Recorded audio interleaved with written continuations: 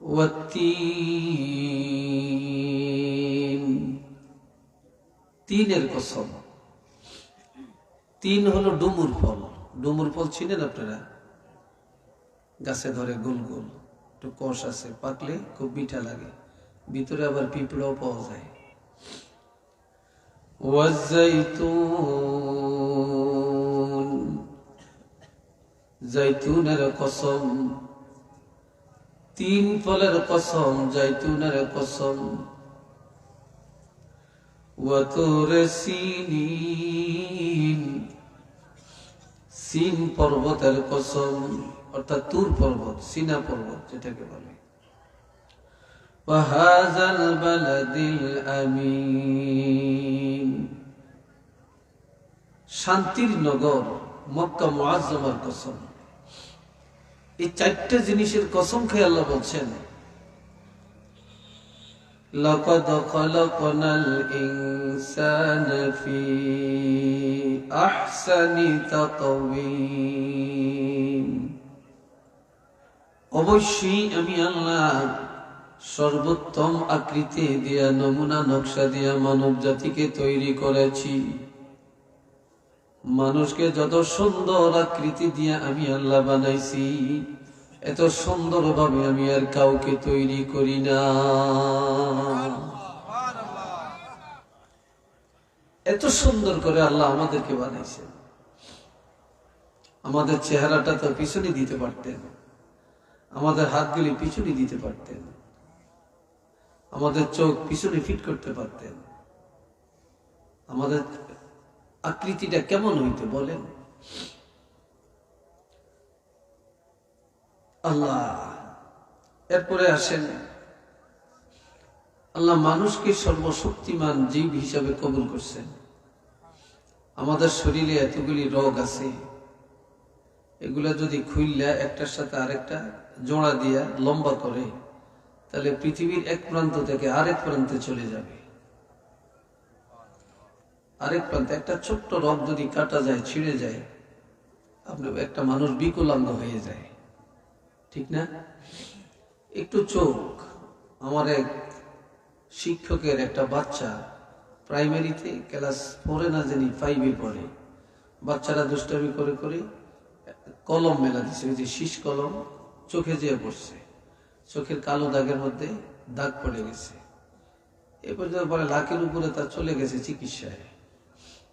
একটা ছোট্ট বাচ্চা, ডাক্তাররা বলছে যদি তকদির ভালো থাকে ভালো হবে, তাহলে আর করার কিছু নেই, চিকিৎসা শেষ।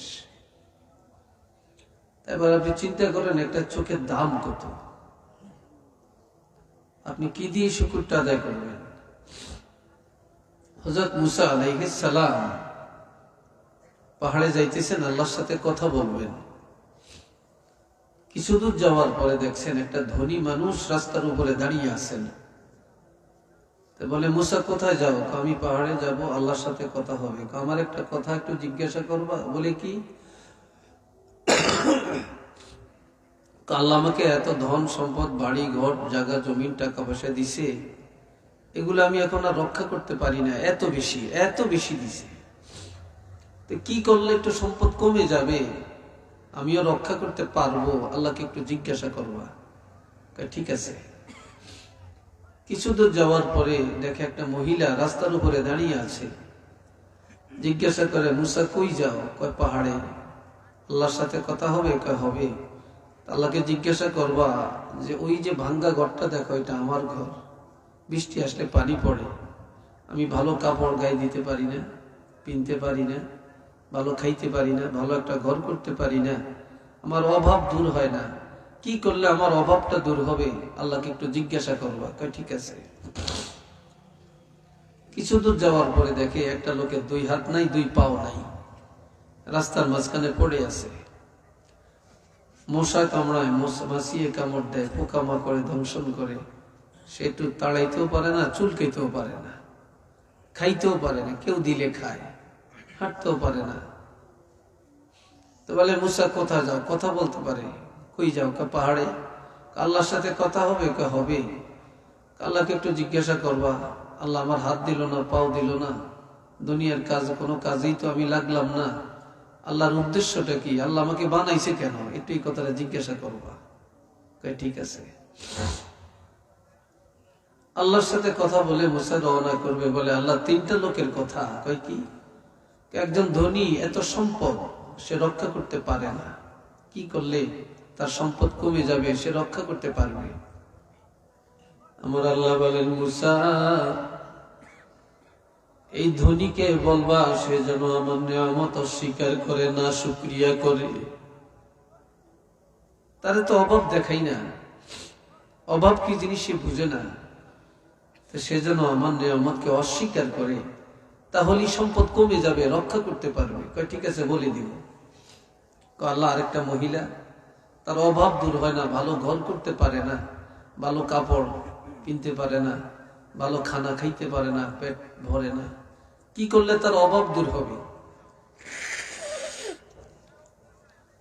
আমার আল্লাহ বলে, মুসা মহিলাকে বলবা যা দিয়েছি তা নিয়েই যেন শুকর আদায় করে। আমি যা দিছি তা নিয়েই যেন সে শুকর আদায় করে, তাহলে তার অভাব দূর হয়ে যাবে। এটা সুবহানাল্লাহ বলেন না? আর একটা আওয়াজ দিয়ে বলেন। আপনাদের আওয়াজটা একটা সহায়ক, এটা একটা চেতনা, এটার দ্বারা মানুষের আগ্রহ জমবে, আল্লাহ খুশি হবে। একবার সুবহানাল্লাহ বললে সাথে সাথে আল্লাহ পাক জান্নাতের মধ্যে আপনার জন্য একটা বাগান সাজিয়ে দিবে। ঠিক আছে, জানিয়ে দিব। এবার বলে, আল্লাহ আর একটা লোক, দুই হাত নাই, দুই পাও নাই, দুনিয়ার কোন কামাই করে খেতে পারে না, কেউ দিলে খায়, না দিলে উপাস কাটায়। লোকটা জানতে চায় কি জন্য তুমি তারে বানাইছো, তোমার উদ্দেশ্যটা কি? আল্লাহ পাক বলেন, মুসা যার হাত নাই পাও নাই তাকে বলবা আমি তাকে বেহুদা বানাই না, তাকে বানাইছি একটা উদ্দেশ্যে। উদ্দেশ্যটা কি? আমি এই লোকটাকে দিয়া জাহান্নামের লাকড়ি বানাবো, জাহান্নাম তাকে দিয়া পুরা করবো, জাহান্নাম তাকে দিয়া পূর্ণ করবো।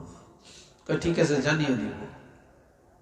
আসার টাইমে যার হাত পাও নাই তার সাথে প্রথম দেখা। জিজ্ঞাসা করে, মুসা আসছো? কয় আসছি তো। আমার খবর কি? কয় খবর ভালো। কে আছেন এখানে? একটা বালিশ আনা যায়, আমার মাজা একটু সমস্যা। আছেন কেউ এখানে? আচ্ছা, আমার কথা বুঝেন তো আপনারা? আমি একটু ধীরে আস্তে কথা বলি, আমি খুব চিল্লিন না ওয়াজ আমি জানি না, করিও না। আমার লাইফে আমি এই আস্তে ধীরে কথা বলি, কথা বুঝুন দিয়ে কথা। আর এত হাইলাইট মাইলাইট এগুলো আমি কম বুঝি, আর আমি ওয়াজ করলে খুব ভাইরাল হইব, আমি এদিনও কম বুঝি। এ ভাইরারে আমার বলে, মুসা কি খবর? বলে খবর ভালো, আল্লাহ তোমাকে বেহুদা বানায় না, একটা কাজের জন্য বানাইছেন। বলে কি? আল্লাহ পাক তোমাকে দিয়া জাহান্নামের লাকড়ি বানাবে, জাহান্নাম পূর্ণ করবে। এমন কথা শোনার পরে তো তার মনে একটু হিট আসার কথা, দুঃখ লাগার কথা। লোকটা হাসিয়া দিয়া করে হেসে দিয়া বলে, মুসা সত্যি কথাটা আল্লাহ বলছে? হ্যাঁ। সে বলতেছেন, আলহামদুলিল্লাহ আলহামদুলিল্লাহ আলহামদুলিল্লাহ। কয়বার বলছেন? মুসা কয় কি ব্যাপার, এর দিয়া জাহান্নাম পূর্ণ করবে, আর সে আল্লাহ শুকর আদায় করতেছে, হাসতেছে। তখন বলে, মুসা এতদিন জানলাম আমি বেহুদা, কোন কাজে লাগলাম না, আজকে জানলাম আল্লাহ আমাকে বেহুদা তৈরি করেন না, একটা কাজের জন্য তৈরি করেছেন।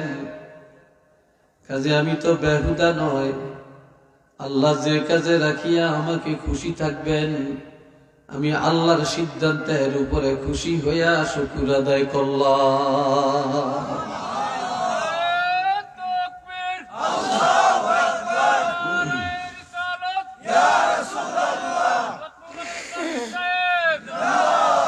বেজার না, আমি খুশি। আল্লাহ যেই কাজে খুশি আমিও সেই কাজে খুশি হয়ে গেলাম। আল্লাহ সিদ্ধান্তের উপরে তো বেজার হওয়ার কিছু নেই, আমি খুশি। মুসা তো একজন পয়গম্বর হয়ে হাঁ করিয়া তাকিয়ে রয়েছে তার দিকে। গেছে মহিলার কাছে, মহিলা বলে মুসা খবরটা কি? কয় ভালো। কি করলে আমার অভাব দূর হবে? বলে আল্লাহ তোমাকে যা দিয়েছেন এটার উপরে সন্তুষ্ট থাকো, বেশি বেশি আল্লাহ শুকর আদায় করো। তুমি যত বেশি আল্লাহ শুকর আদায় করবে তত বেশি আল্লাহ পাক তোমার অভাব দূর করে দিবে। মহিলারা তো আমরা একটু নাদান বেশি, না শুকরিয়া বেশি, কুফরানে নেয়ামত বেশি।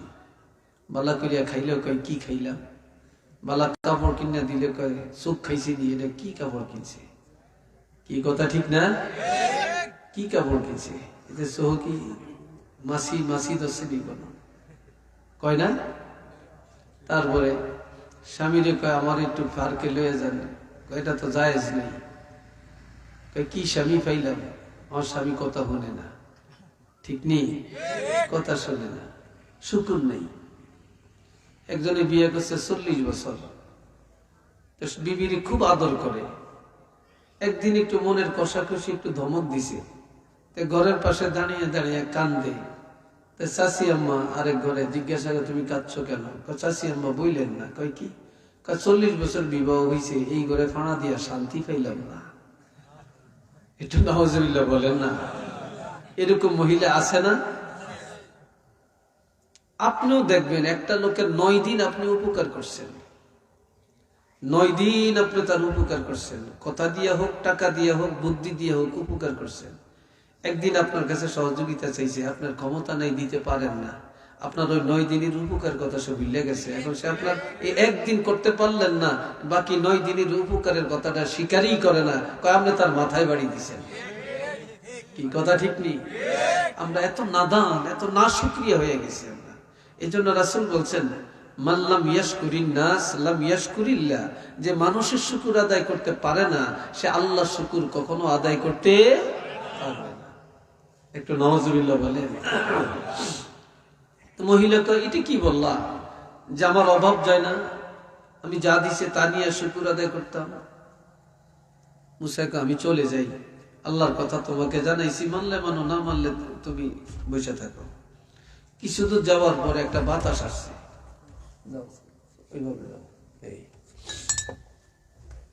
একটা বাতাস আসছে। বাতাস আইসা মহিলার ঘরটা উড়াইয়া কোন নদীর মাঝখানে নিয়ে ফেলাইছে খবর নেই। এখন ডাকতেছে, এ মুসা, আমার তো ঘর নিয়ে গেছে বাতাসে।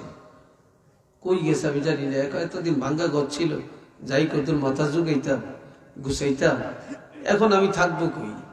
আল্লাহ মুসাই কয় আল্লাহ না কইছে যা দিছে তা নিয়ে শুকুর আদায় করতে। এখন আল্লাহ শুকুর আদায় করো না, তুমি নাদানগিরি করছো। আল্লাহ যা দিছিল সেখানেও নিয়ে গেছে, এখন তুমি হাত করিয়া থাকো, বেটকিয়া থাকো। কথা বুঝছেন? গেছে ধনির কাছে, ধনী বলে মুসারে আমার খবর কি? কয় খবর ভালো। কি খবর? বলে খবরটা হলো আল্লাহ বলছেন আল্লাহ নেয়ামত অস্বীকার করলে তোমার সম্পদ কমে যাবে, রক্ষা করতে পারবে। ধনী কয় মুসা সত্যি করে বলো, আল্লাহ কি কথাটা বলছে? কয় হ্যাঁ আল্লাহ বলছে তো। ধনী লোকটা সাথে সাথে চোখের পানি ছেড়ে দিয়া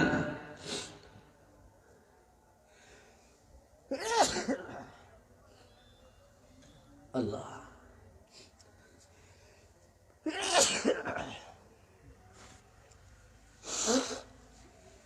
সেজদায় চলে গেছে। কোথায় গেছে? সেজদায়। সেজদার মধ্যে যে কান্দে আর বলে আল্লাহ জীবনে অভাব কি জিনিস কোনদিন দেখলাম না, বুঝলাম না। এত সম্পদ আমাকে দিয়েছ, এত নিয়ামত আমাকে দিয়েছ, এত সুখ শান্তি দিয়েছ রে আল্লাহ, কিভাবে তোমার নিয়ামত আমি অস্বীকার করি? আমার দ্বারা সম্ভব হবে না।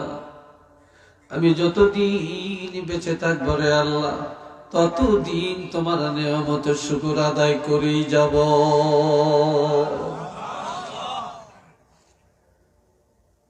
মুসা বাড়ি যেতে গেছে, আল্লাহ ডাক দিয়া কয় মুসা বাড়ি যাইও না। কয় কি? ধনীর একটু খবর কইয়া দাও। কি? আমি যাকে এত সুখ শান্তি দিলাম, এরপর অস্বীকার করতে রাজি না, আমার শুকুর আদায় করতে রাজি, তারে জানিয়ে দাও আমি আল্লাহ তাকে অভাবী বানাবো না, তার সম্পদ আরো বাড়াইয়া দিব। তবে আমি আল্লাহ রক্ষা করার ক্ষমতা আমি আল্লাহ তাকে দান করে দিব। আর একটু জোরে কর।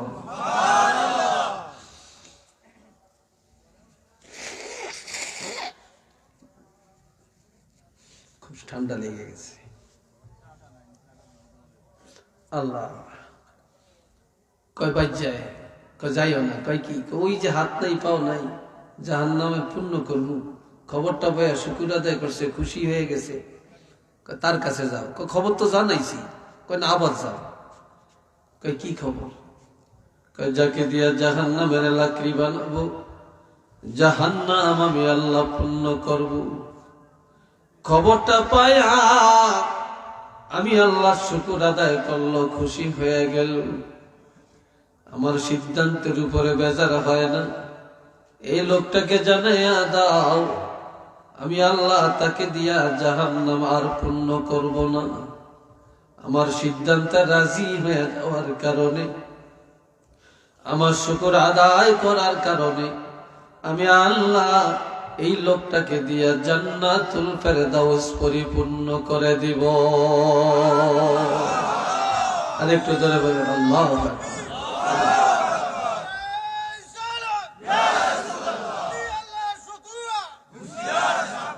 চিন্তা করেন, আজ আমরা শুকর আদায় করতে চাই না। এই যে আশেপাশে থেকেও অনেকে মাহফিলে আসে না, এটা কি শুকর আদায় হয়েছে? যারা আসছেন ঠিকই আদায় করছেন, যে কানে আওয়াজ পাচ্ছেন কিন্তু আসেন না, সে তো শুকর আদায় করতে পারলেন না, সে তো পারলেন না। আমরা কিছু আছি খানার পাগল, কিছু আছি ওয়াজের পাগল, কিছু আছে দুনিয়ার পাগল, কেউ আছে আল্লাহ এবং রাসূলের পাগল, কেউ আছে নেতার পাগল, আর কেউ আছে ওলি আল্লাহর পাগল। কি কথা ঠিক কিনা বলেন? দুনিয়ার সব মানুষ কি একরকম? দুনিয়াতে বর্তমানে সব ভালো পাওয়া যায়, একটা জিনিস ভালো পাওয়া যায় না। দুনিয়াতে যদি আপনি তালাশ করেন, ভালো একজন মেম্বার পাবেন, ভালো একজন চেয়ারম্যান পাবেন, ভালো একজন এমপি পাবেন, মন্ত্রী পাবেন, সরকার পাবেন, ভালো ডাক্তার পাবেন, ইঞ্জিনিয়ার পাবেন, ভালো শিক্ষক পাবেন, প্রফেসর পাবেন, ডক্টর পাবেন, ভালো ব্যবসায়ী পাবেন, ভালো নেতা পাবেন, মেয়ে বিয়ে দিবেন, ভালো পাত্র পাবেন, ছেলে বিয়ে করাবেন, ভালো পাত্রী পাবেন, ভালো শিক্ষিত পাবেন, বাজারে যাবেন, ভালো সদাই পাবেন।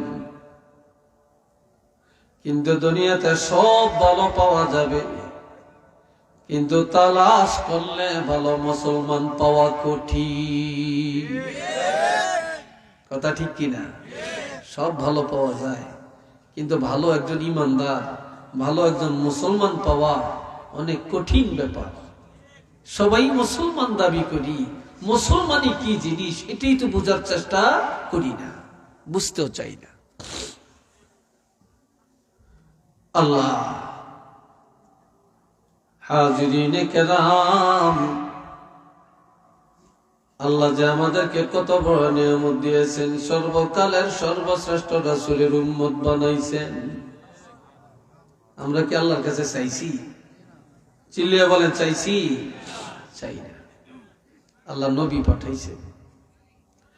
লাকাদ মান্নাল্লাহু আলাল মুমিনিনা ইয বা'আসা ফীহিম রাসূলা। অবশ্যই আমার আল্লাহ বিশ্ব জগতের মুমিনকে দয়া করেছেন। মুমিনের কাছে আল্লাহর হাবিব রহমাতুল লিল আলামিনকে রাসূল করে পাঠালেন।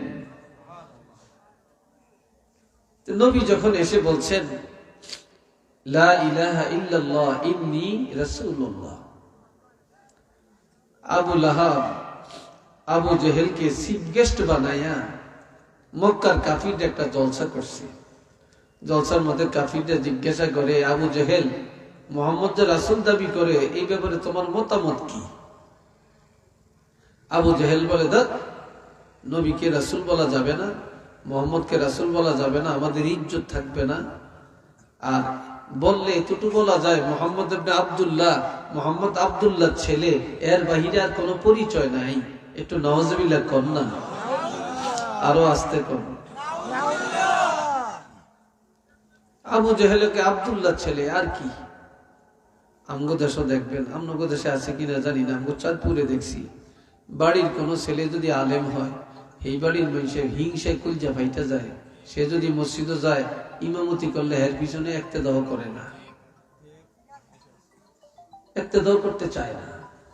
ইগে কইলার ফোলা, ইগে রহিমের ফোলা, ইগে সলিমুল্লাহর ফোলা, কি এর হেরি।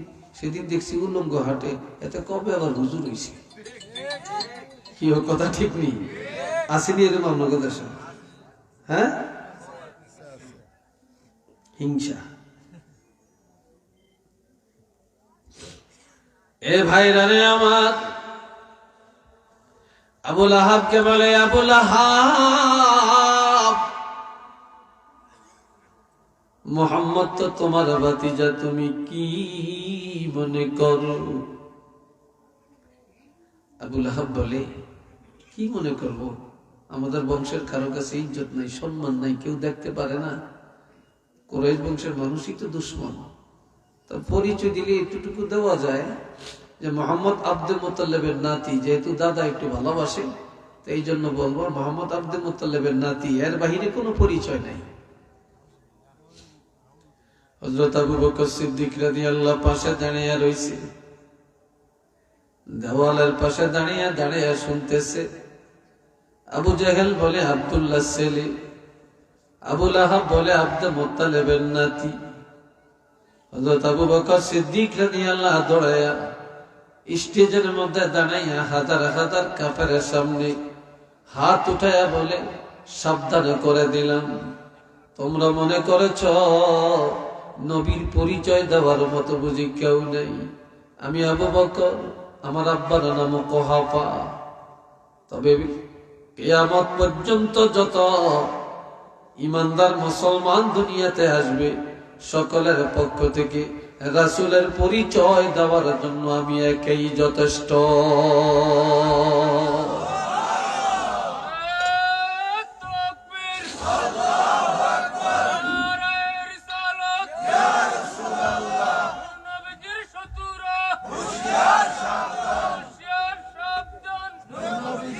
আর কেউ লাগবে না, আমি একই যথেষ্ট। তখন তিনি পরিচয় দিলেন, ওয়ামা মুহাম্মাদুন ইল্লা রাসূল, মুহাম্মদ আর কেউই না, তিনি হলেন আল্লাহর রাসূল। তাহলে দেখেন, আবু জেহেলে যেরকম জানছে তেমনই বলছে, আবু লাহাবের দৃষ্টিতে যেমন তেমনই বলছে, আর সিদ্দিক আকবরের দৃষ্টিতে যেমন তিনি তেমনই বলছে। যে যাকে যেমন জানে তার মুখ দিয়ে উপস্থাপনটা তেমনই করে। একটু সুবহানাল্লাহ জোরে কোন। কদ খালাত মিন ক্বাবলিহির রাসূল, এই নবীর আগে অসংখ্য নবী রাসূল আল্লাহ পাঠিয়েছেন, তারা চলে গেছেন, ধর্ম কর্ম সব বাতিল, তবে তারা সত্য নবী ছিলেন, এটা বিশ্বাস করা লাগবে। মুহাম্মদুর রাসূলুল্লাহ এমন একজন নবী আল্লাহ পাঠালেন, আফা ইম্মাতা, তিনি যদি ইন্তেকাল করেন, আও কুতিলা, অথবা যদি শহীদ হয়ে যায়, ইনকালাবতুম আলা আ'কাবিকুম, তোমরা কি অস্বীকার করবে নাকি, মুখ ফিরিয়ে দিবে নাকি? না না, এই নবী ইন্তেকাল হয়ে গেলেও, শহীদ হয়ে গেলেও আর কোন নবী পাঠাবে না, আর কোন কোরআন আসবে না, আর কোন ইসলাম আসবে না। এই নবীকেই কিয়ামত পর্যন্ত মানিয়ে নেওয়া লাগবে। একটু চিল্লিয়ে বলেন না সুবহানাল্লাহ।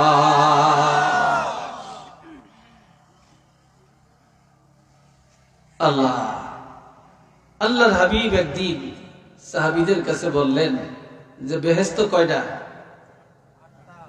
কথা কন না, আপনারা এটাও শুনেন না? জয়েন মুখ দিয়ে দিবা হয় না, কি তা হইছে? বলেন বেহেশত কয়টা? 8টা। নবী বলতেছেন 8টা বেহেশত আল্লাহর কাছে 24 ঘন্টা ফরিয়াদ করে যে আল্লাহ অমুক লোকটাকে আমার মধ্যে দেন, অমুক লোকটাকে আমার মধ্যে পাঠান, এই বেহেশত বলে আমার মধ্যে পাঠান, ওই বেহেশত বলে আমার মধ্যে পাঠান। 8টা বেহেশতই একজনের জন্য ফরিয়াদ করতেছে। হযরত আবু বকর সিদ্দিক রাদিয়াল্লাহু দৌড়ে আইসা কয়, ইয়া রাসূলুল্লাহ, সেই লোকটাকে একটু বলেন না, একটু বলেন না। তখন আল্লাহর নবী বলেন, লাআল্লাহু আনতা, সম্ভবত সেই লোকটা তুমি আবু বকর। তুমি আবু বকর, তোমার জন্যই বেহেশত অপেক্ষা করতেছে।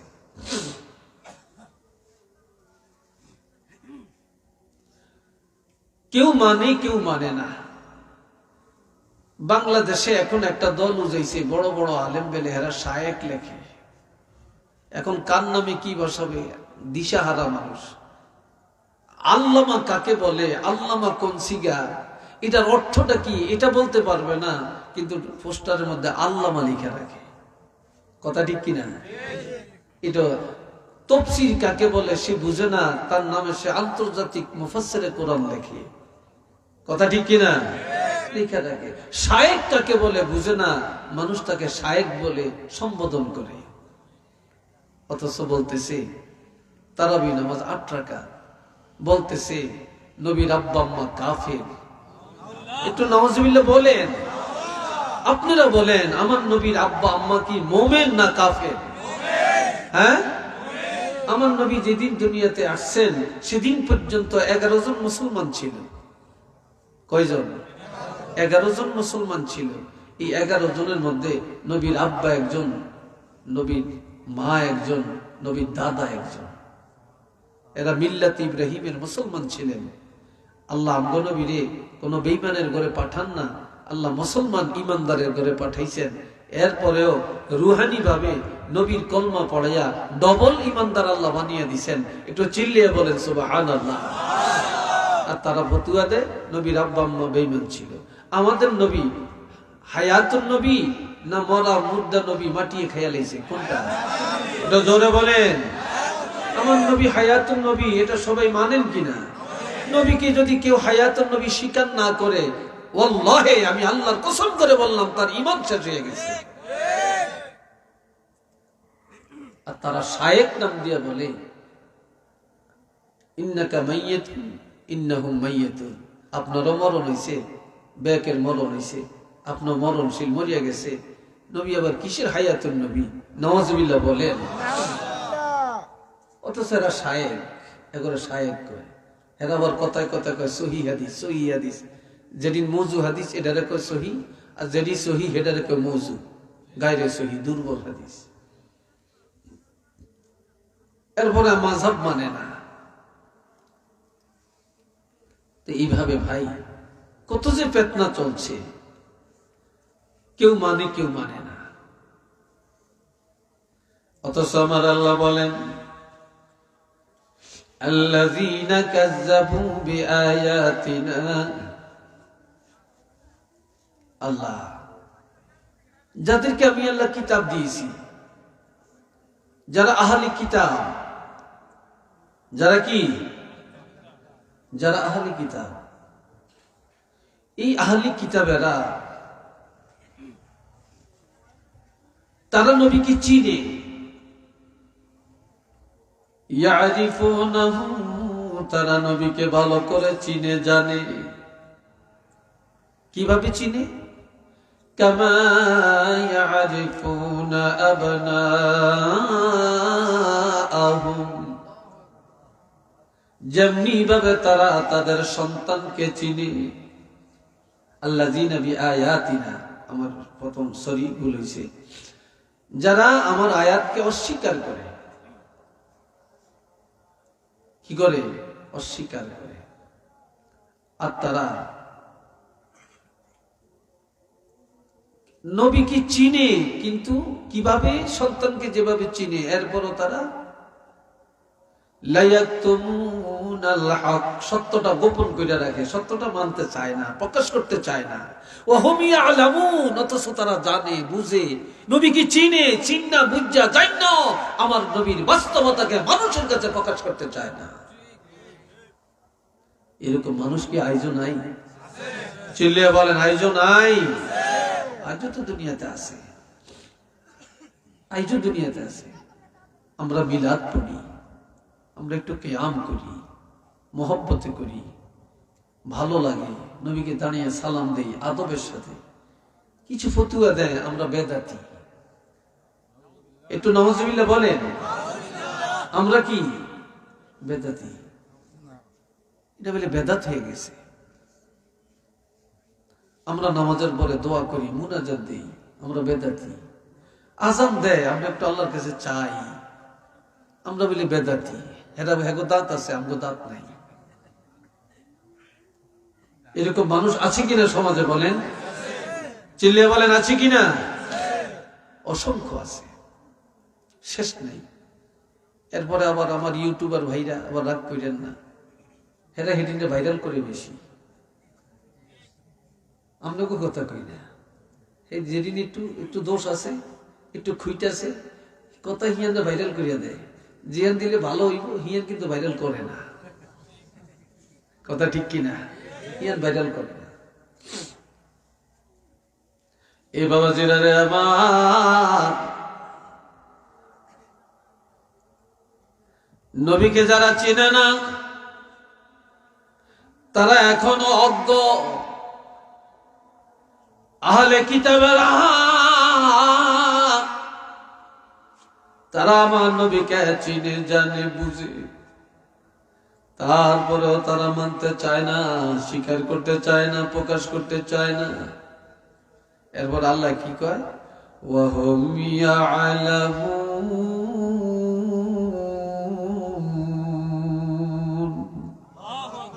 অথচ তারা জানে। তারা কি? তারা ভালো করে জানে, তারা বুঝে। চিল্লিয়া কন্যা সুবহানাল্লাহ। তারা বুঝে। আমরা মিলাদ পড়ার সময় একটা আয়াত পড়ি, মা কানা মুহাম্মাদুন আবা আহাদিম মির রিজালিকুম ওয়ালাকিন রাসূলুল্লাহি ওয়া খাতামান নাবিয়্যিন। আমার কথা বুঝতে সমস্যা হয় আপনাদের? তারা জোতা লিয়া যায়, যাইস না রে বাবা, বই এত মানুষের প্যান্ডেল তো ফুরে যাইতেছে, ইনশাল্লাহ ফুরাইবে, ইনশাল্লাহ খালি থাকবে না। আমি তো ফুরাইতে পারতাম না, আমরাও ফুরাইতে পারতাম না, ফুরাইব কে? জোরে বলেন, ফুরাবে কে?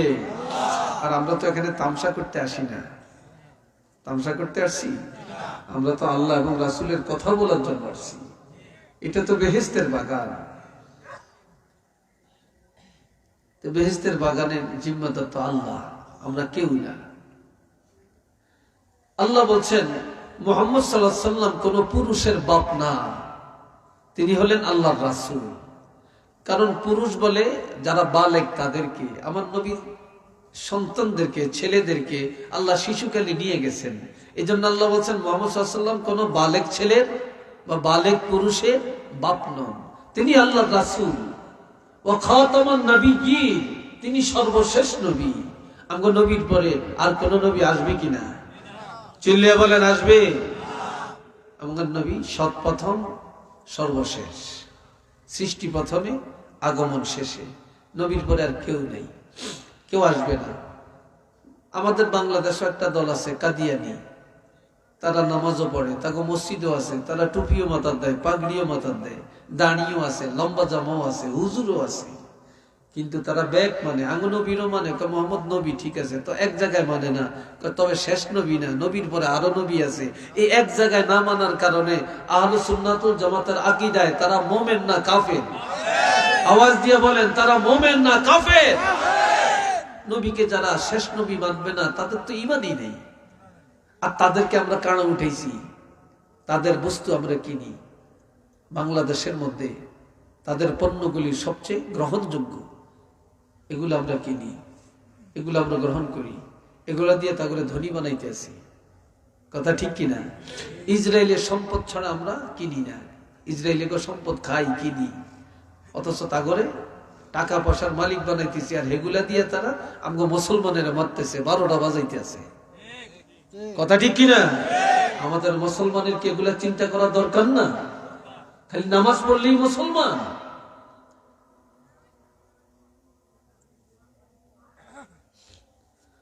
প্রিয় হাজিরিন, আসেন আরো আল্লাহ বলছেন, ইন্না আরসালনাকা শাহিদান ওয়া মুবাশশিরান ওয়া নাযীরা ওয়া দাঈয়ান ইলাল্লাহি বিইজনিহি ওয়া সিরাজাম মুনীরা।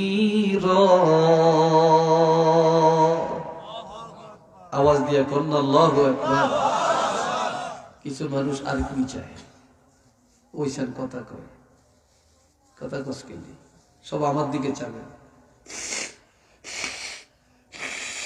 এটা আমার ক্লাস, আপনারা আমার ছাত্র, আমি শিক্ষক, এলা মানেন আর না মানেন, এটাই বাস্তবতা। কি ঠিক না? আমার ক্লাস না, আপনারা আমার ছাত্র না? ছাত্রর নজর থাকবে ওস্তাদের দিকে, ওস্তাদের নজর থাকবে ছাত্রদের দিকে। আমার মাহফিলে ভলান্টিয়ার লাগে না, আমি নিজে ভলান্টিয়ার, যেহেতু আমি শিক্ষক, আমার ছাত্রকে কন্ট্রোল করার দায়িত্ব আমার। আমি কিসের ক্লাস করব যদি কন্ট্রোল করতে না জানি?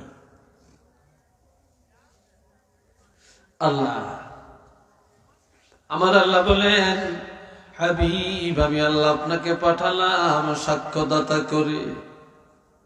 সমস্ত নবীরা তাওহীদ, রিসালাত, আখিরাত প্রচার করছেন। এই কথার সাক্ষী কিয়ামতের ময়দানে আল্লাহ কার থেকে নিবেন? জোরে বলেন না, কার থেকে নিবেন? তো সাক্ষী কে দেয়? যে দেখে, যে জানে, তিনি সাক্ষী। তাহলে নবীরা যে প্রচার করছেন, আমগো নবী তো তখন সশরীরী ছিলেন না, তারপরও নবী দেখছেন, নবী জানছেন, যার জন্য আল্লাহ নবীকে সাক্ষী বানাইছেন। এটা সুবহানাল্লাহ বলেন। এই ছাড়া আমার নবী কি এটা কি গ্রাম? কামারকান্দি। এই কামারকান্দি গ্রামের কোন মানুষের কাছে আইসা আমার নবী কি দেখা দেওয়ার এই যোগ্যতা কি আল্লাহ নবীকে দেন না? জোরে বলেন, দেন না? এমন মানুষও পৃথিবীতে আছে যারা মুহূর্তে মুহূর্তে নবীকে দেখতে পাইতেছে,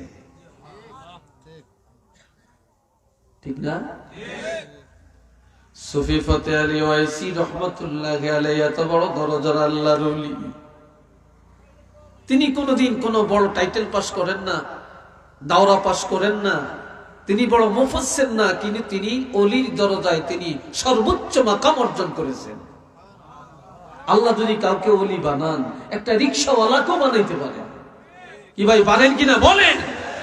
আল্লাহ যদি কাউকে ওলি বানান, একটা খেটে খাওয়া মানুষকে বানাইতে পারেন। আর আল্লাহ যদি কাউকে জাহেল বানায়, একজন বড় আলেমকেও জাহেল বানাইতে পারে, বড় জ্ঞানীকেও জাহেল বানাইতে পারে। আল্লাহ সুফি ফতে আলী ওয়াইসি রহমতুল্লাহ আলাইহি তিনি হজ করতে মক্কা শরীফ গেলেন। ওনার দলে কিছু লোক ছিল, সবাই বলে, হুজুর আমরা তো হজ করছি, এখন আমরা চলেন মদিনায় যাই। কই না, তোমরা যাও, আমি যাব না। কই কেন? আমি মক্কাতে আসছি আল্লাহর মেহমান হয়ে। ওইসব ঘুম যায়, কিরে হাঁটু নামিয়ে বয়, তো ঘুমাইতো না, হাসে। আল্লাহ কি কয়? আমি মক্কায় আসছি, আমি তো আল্লাহর মেহমান হয়ে আল্লাহর দাওয়াতে আসছি, কিন্তু আমি মদিনায় যাব, মদিনা নবীর বাড়ি, কিন্তু নবীর মেহমান হওয়ার জন্য এখনো আমি দাওয়াত পাই না। নবী আমাকে দাওয়াত না দিলে আমি মদিনায় যেতে পারি না। এই কথা বলে এইভাবে ডাইন হাত মাথার নিচে রেখে একটু ঘুমে চোখ বন্ধ করলেন। কিছুক্ষণ পরে মাথা উঠে বলে, এই চলো চলো মদিনায় যাই চলো। আপনি বলছেন দাওয়াত পান না, এখন বলেন মদিনায় যাবেন। আমি দেখতেছি যখন বলছি আমি এখনো দাওয়াত পাই না, আমি দেখতেছি আল্লাহর হাবিব রহমাতুল্লিল আলামিন আমার সামনে দাঁড়িয়ে বলতেছে, এই সুফি পথে আলী রহমাতুল্লাহ আলাই, এই সুফি পথে আলী ওয়াইসি, আমি রহমাতুল্লিল আলামিন তোমার জন্য মদিনার দরজাকে খুলে দিয়েছি। জোরে বলেন না ভাই আল্লাহু আকবার।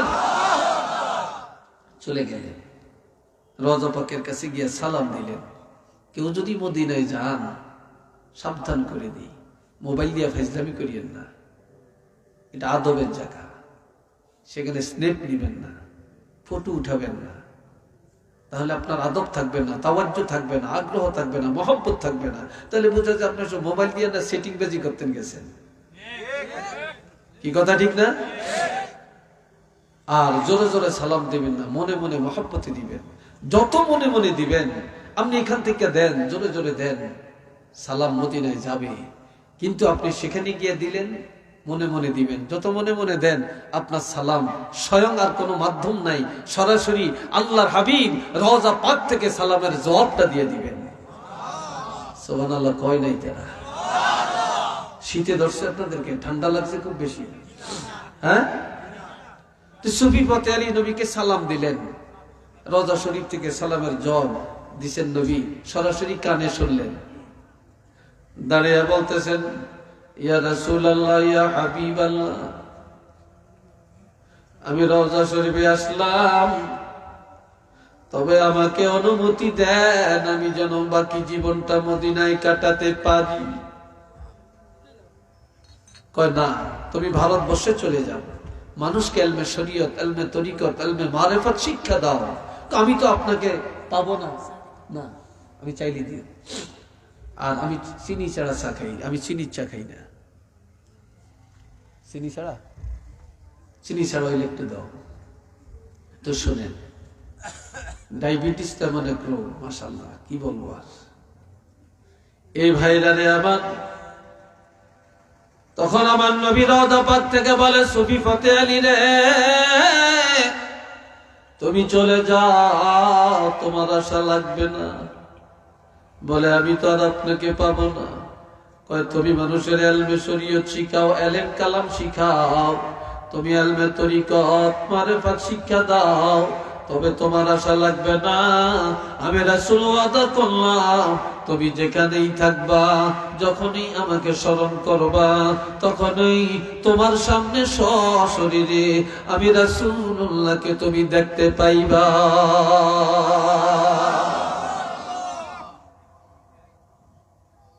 তুমি দেখতে পাইবা। এই দেখার অধিকার কি আল্লাহ নবীকে দেন না? জোরে বলেন, দেন না? দিছেন। কেউ যদি নবীকে দেখছে, সত্য নবীকেই দেখছে, নবীর সুরত কেউ ধরতে পারবে না। আর যে নবীকে দেখছে, তার জন্য জাহান্নামের আগুন হারাম হয়ে গেছে।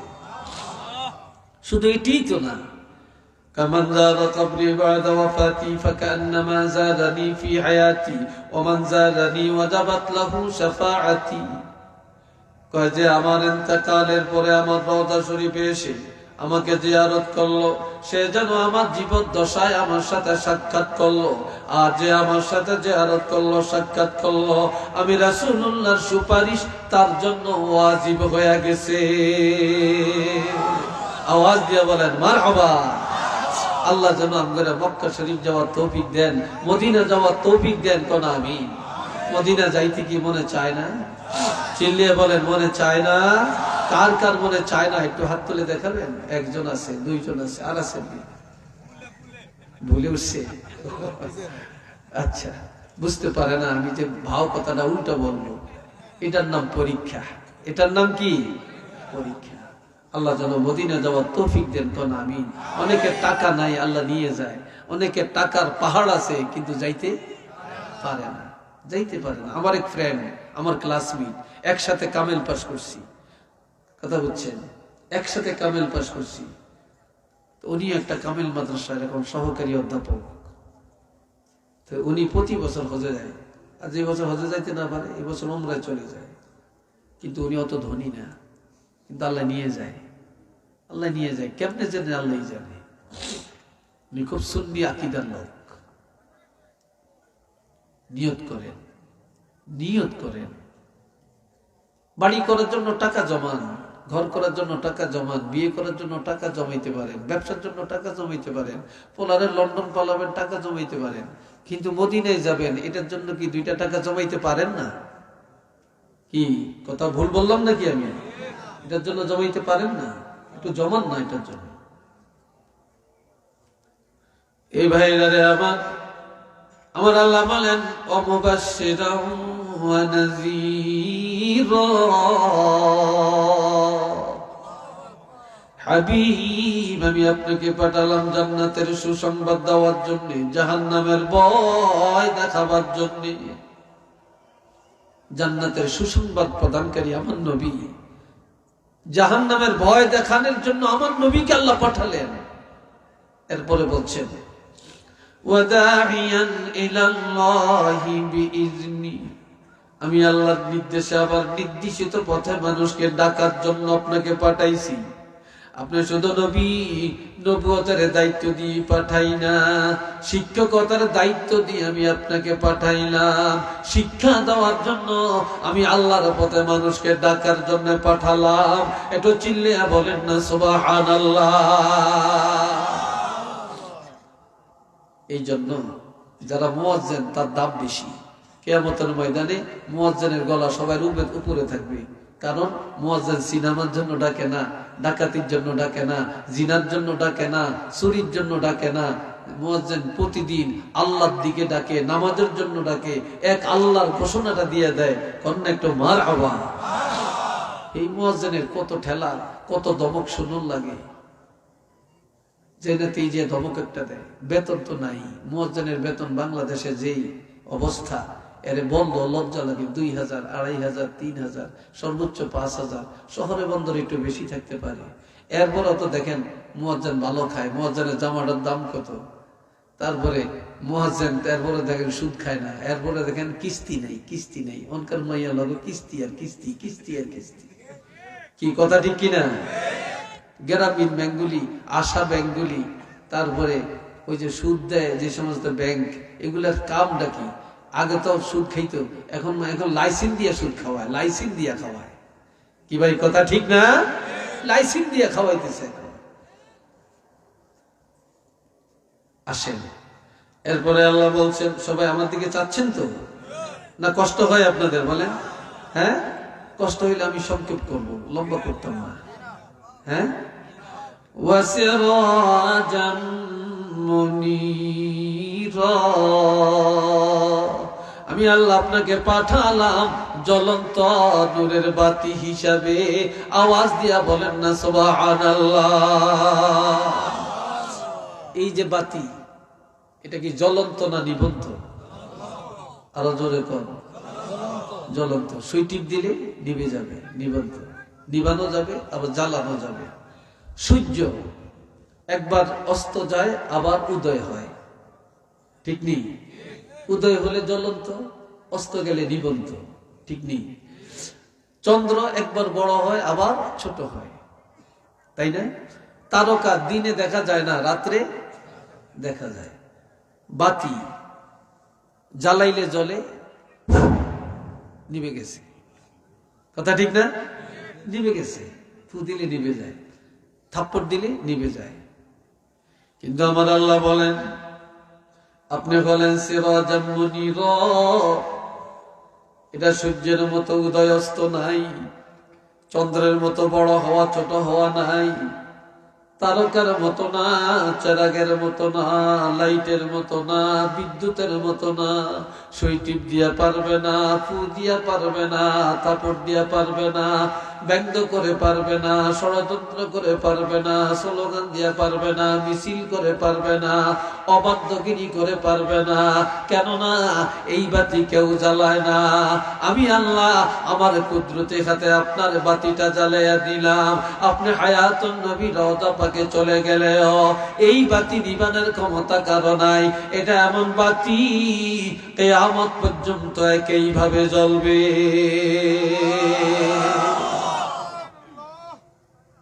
বাতি আমি জ্বালাইছি, কিয়ামত পর্যন্ত এই বাতি একইভাবে জ্বলবে, এটার নাম সিরাজাম মুনিরা। চিল্লিয়া বলেন মারহাবা। সেই নবীর প্রেমে ভালোবাসা দিয়ে মোহাব্বত দিয়ে আসেন আমরা সবাই একটু দুরূদ শরীফ পাঠ করি।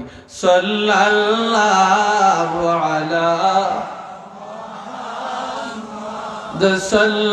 সাল্লাল্লাহু আলাইহি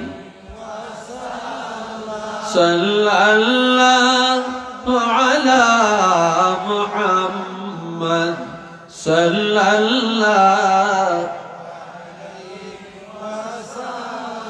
সবাই বলেন আলহামদুলিল্লাহ। এখন এই মহব্বত দূর হয়ে গেছে একটা কারণে, সিটিংবাজি একটা কারণে, জুলুম একটা কারণে, দুনিয়াদারি একটা কারণে। আমরা আমার ছোটবেলায় দেখছি অনেক মহিলারা পুরুষ দেখলে রাস্তার পাশে গিয়ে এমনি দাঁড়িয়ে রয়েছে। আপনারা দেখছেননি? ছাতি মাথায় দিয়ে রাখছে, বোরকাটা আস্তে এইভাবে মুখের উপরই দিয়ে রাখছে। আর এখন কিছু মানে আমরা এখন ওস্তাদ দেখলে রিক্সাতে নেমে যাই, গাড়ি থেকে নেমে যাই, শ্রদ্ধা করি। এখনকার আমগো ছাত্ররা তো মাশাল্লাহ মাশাল্লাহ, হারে আল্লাহ আমগরে শিখিয়ে লেব, দুই পায়ের মাঝখান দিয়ে সাইকেল ঢুকিয়ে দিব। কি কথা ঠিক কিনা? বিশ্বাস হয় না? আমরা আমগরে বইল দে বেইল দে, আমরা হকান দিয়ে আনি হিসি দিয়ে কালাম করে বেইল দে, টস টস টস টস করি, নজর দিয়ে দিয়ে মাশাল্লাহ হেতে না। কি বিশ্বাস হয় না আপনাদের? কত আদব এখন। তবে এক বেটাই বুড়া কালো বিছানায় পেশাব করে, বুড়া কালে প্রতিদিন ঘুমে পেশাব করিয়া লাই, বিছা খাতা বালিশ একবার ভরে এলায় পেশাব দিয়া। তো মহিলাটা খুব ভালো, তো মহিলাটা প্রতিদিন তার কাপড়গুলো ধুইয়া দেয়। একদিন একবার বেশি পেশাব করছে, আজকে একটা মহিলা রাগ করিয়া কয়, আমরা একটা বুড়া মানুষ, ছোট ছোট বাচ্চারা পেশাব করে না, আপনি বুড়া কালে পেশাব করেন, আমি কাপড় ধুইতে ধুইতে আমার রোগ হয়ে গেছে, আমি এখন অস্বাস্থ্যকর পরিবেশে আছি, আপনি কি মানুষ? তো বেটায় কয়, দেখ তুই আমার সাথে রাগ করস কেন, আমার তো দোষ না। কয় কার দোষ? কয় শয়তানের দোষ। কার দোষ? শয়তানের। কয় শয়তানের কি দোষ? কয় শয়তানে আমারে প্রতিদিন ঘুমের থেকে উঠিয়া আমারে নিয়ে যায় পেশাবখানায়, আমি পেশাবখানায় বসে বসে দেখি পেশাব করি, পরে না ঘুমের তো জায়গায় দেখি বিছনাটা ভরিয়া গেছে, আমার দোষ কি? বেডি কয় শয়তান আপনারে পেশাব করাইতে পারে আর আমার 12টা বাজাইতে পারে, আমার দিয়ে কাপড় ধোয়াইতে পারে, তা আমরা যে অভাব যায় না, বাড়ি করতাম পারি না, ঘর করতাম পারি না, পোলা ভাইলে বিদেশ পাঠাইতাম পারি না, শয়তানরে বলতে পারেন না এক বস্তা টাকা দিত? পারি তো, আজকে বলবো। তো শয়তান কয় আগে টাকা দেয়। এতদিন কইলি না, আজকে কসকা? আমার বিবি বলছে আজকে টাকা না দিলে আপোষ নাই। তো অনেক ঘুমের মধ্যে স্বপ্নের মধ্যে লেগে গেছে টাকার গোডাউন, যা দেখে বিরাট টাকার এক গোডাউন, সেখানে বড় বড় টাকার ঘাইট আছে। কয় কোনটা লবি? তো যেটা বড়, কয় দেখ এটাই দে। বড়টাই যে মাথা তুলিয়ে দিছি, আজকে এই টাকার ওজনে টাকার ভারে একবার পাতলা পায়খানা করে দিছি। এখন ঘুমের তুইটা দেখে পুরো বিছানায় খালি পাতলা পায়খানা। আমার বেডিটা কয় এতদিন পেশাব করছিল, এই তো ভালো আছিল, আজকে পাতলা পায়খানা, কারণটা কি? কথা কইস না, টাকার ভারে টাকার ভারে টাকার ভারে। ভার বুঝেন তো? অর্থাৎ টাকার ওজনে। টাকার ভারে, টাকার ভারে, এটা মানে টাকার ভারে পাতলা পায়খানা হয়ে গেছে। যেই সময় মানুষের টাকা ছিল কম, ইমান ছিল পাকা, টাকা ছিল কম, মুসল্লি ছিল মসজিদে, টাকা ছিল কম, পর্দা ছিল, টাকা ছিল কম, সুদ ছিল না, টাকা ছিল কম, ঘুষের আড্ডা ছিল না, টাকা ছিল কম, জুলুমও ছিল না, টাকা ছিল কম, মুসলমান ছিল পাকা। এখন মানুষের টাকা বাড়ছে আর মুসলমানের ইমান কাঁচা হয়ে গেছে, টাকা বাড়ছে মুসলমান জালেম হয়ে গেছে, টাকা বাড়ছে মুসলমান এখন হারামখোর হয়ে গেছে, টাকা বাড়ছে টাকা বদলে মানুষ দুনিয়াদার হয়ে গেছে। একটু চিল্লিয়া বলেন না নাউযুবিল্লাহ। কথাটা ঠিক কিনা বলেন? টাকার ওজনে সব বরবাদ হয়ে যেতেছে টাকার কারণে। আল্লাহ হাজিরিন, দেখেন আমার দিকে চান, কষ্ট হয়, বিরক্ত লাগছে, বলবো আর 2-4টা কথা। হ্যাঁ, এই বাবা জিরারে আমার, আমার আল্লাহ বলেন আমি আপনাকে পাঠালাম রাসূল করে, আর আপনাকে পাঠায় মুমিনের দয়া করলাম। শুধু এইটাই না, আরেক খবর আছে। النبي أولى بالمؤمنين من أنفسهم وأزواجه أمهاتهم। সবাই বলেন আলহামদুলিল্লাহ। আলহামদুলিল্লাহ। বিতেতন বার হয় না, খাওয়া করে খানা দিয়ে দেন।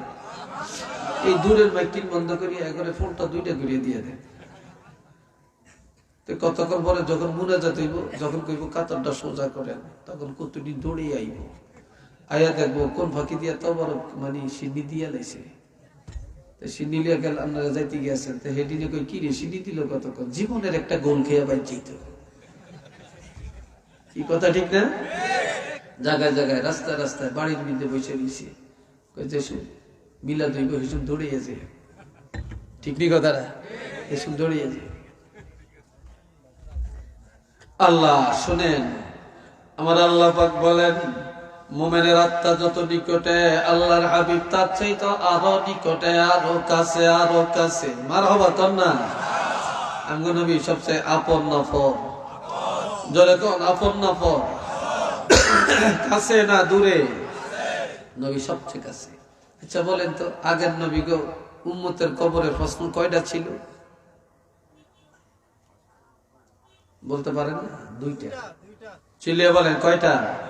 মার রাব্বুকা ওয়া মা দীনুকা, তোমার রব কে, তোমার দিন কি, ধর্ম কি? ওমান নাবিয়্যুকা, নবী কে? এই প্রশ্ন ছিল না। কারণ কোন নবীর উম্মতের কবরে তাদের নবীকে আল্লাহ হাজির করে না, দেখায় না। কিন্তু আমাদের কবরে প্রশ্ন কয়টা? তিনটা। তো 3 নম্বর প্রশ্নটা হলো ওমান নাবিয়্যুকা, তোমার নবী কে? এই প্রশ্নটা কেন? মান হাযার রাজুলুল্লাযী বুইসা ফীকুম, যেই নবীকে কবরে উপস্থাপন করা হলো, এই নবীকে চিনো কিনা? এই প্রশ্ন কেন?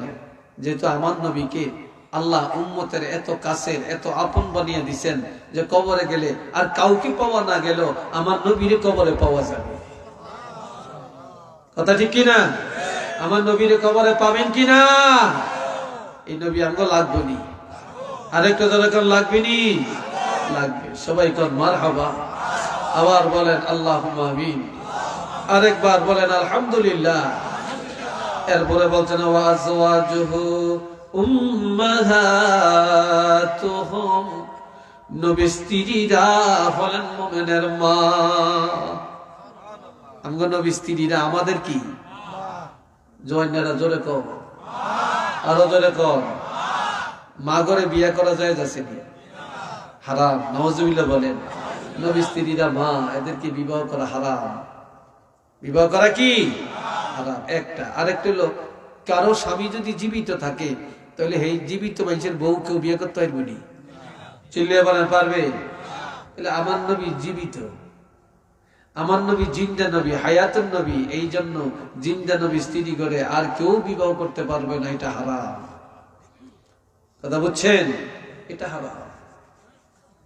এখন স্ত্রীরা যদি মা হয়, তো স্বামী কি হবে?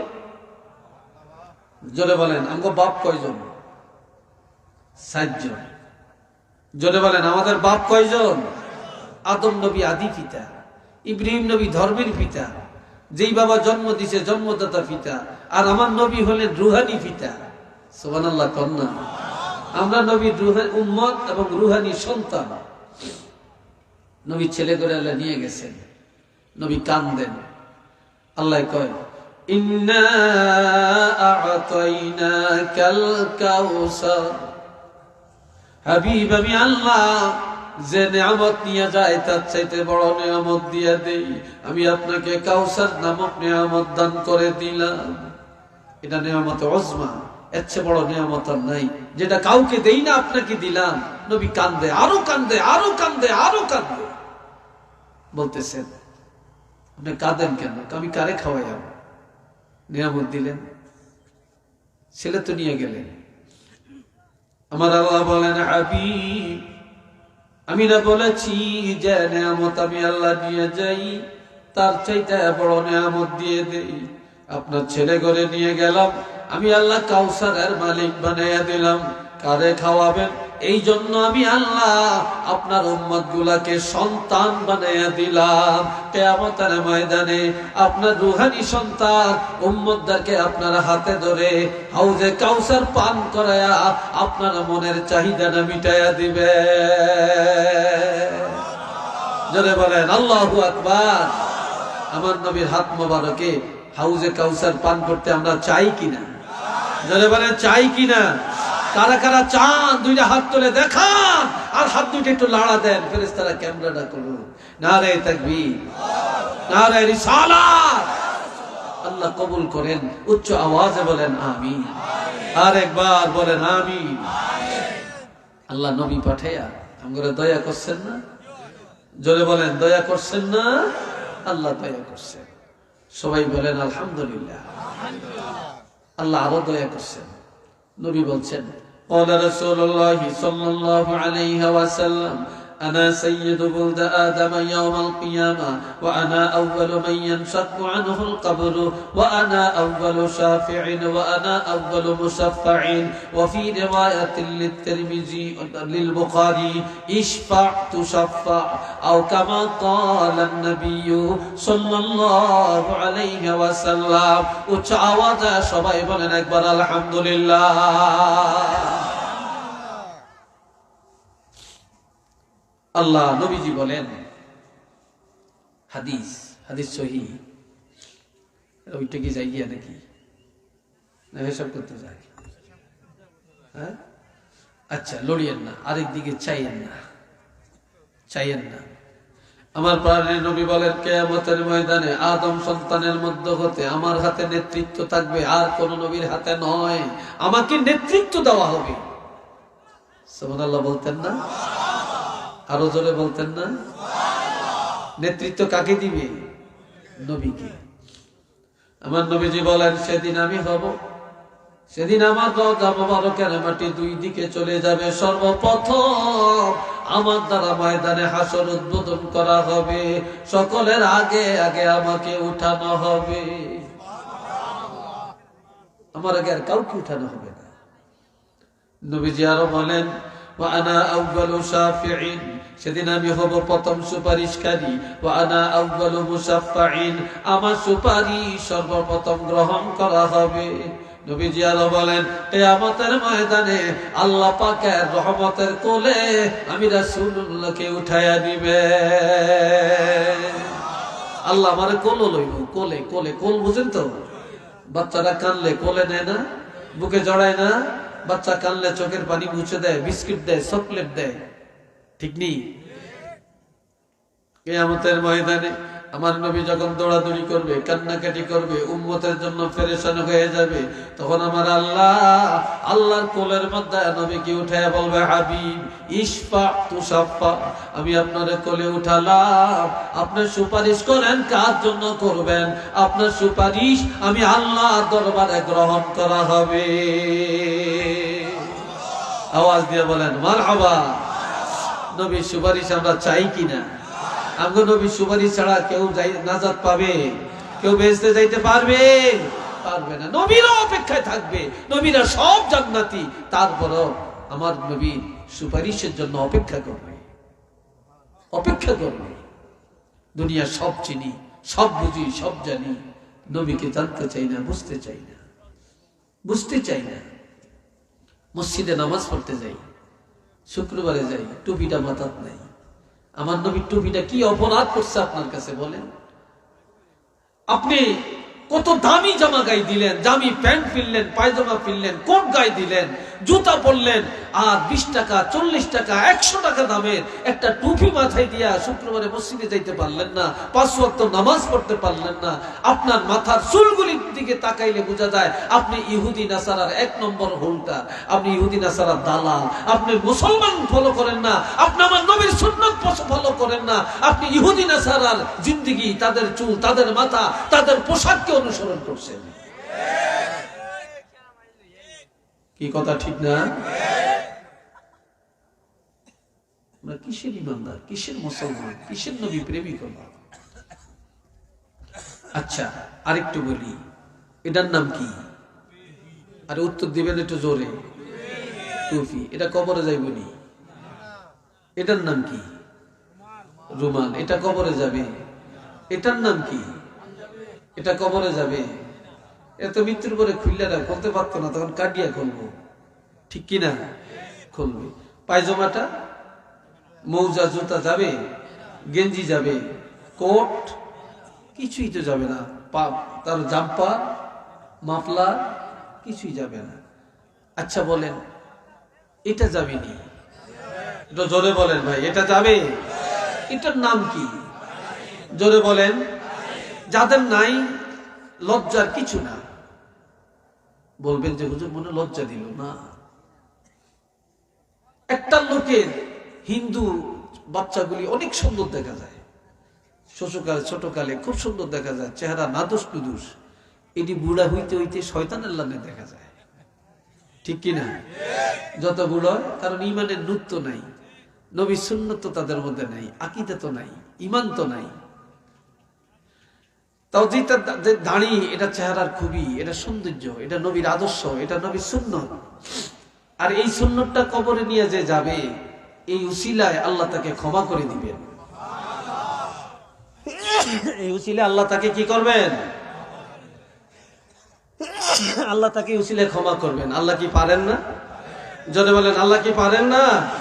এই জন্য আল্লাহ বলছেন, ইয়া আইয়ুহাল্লাযীনা আমানুত্তাকুল্লাহ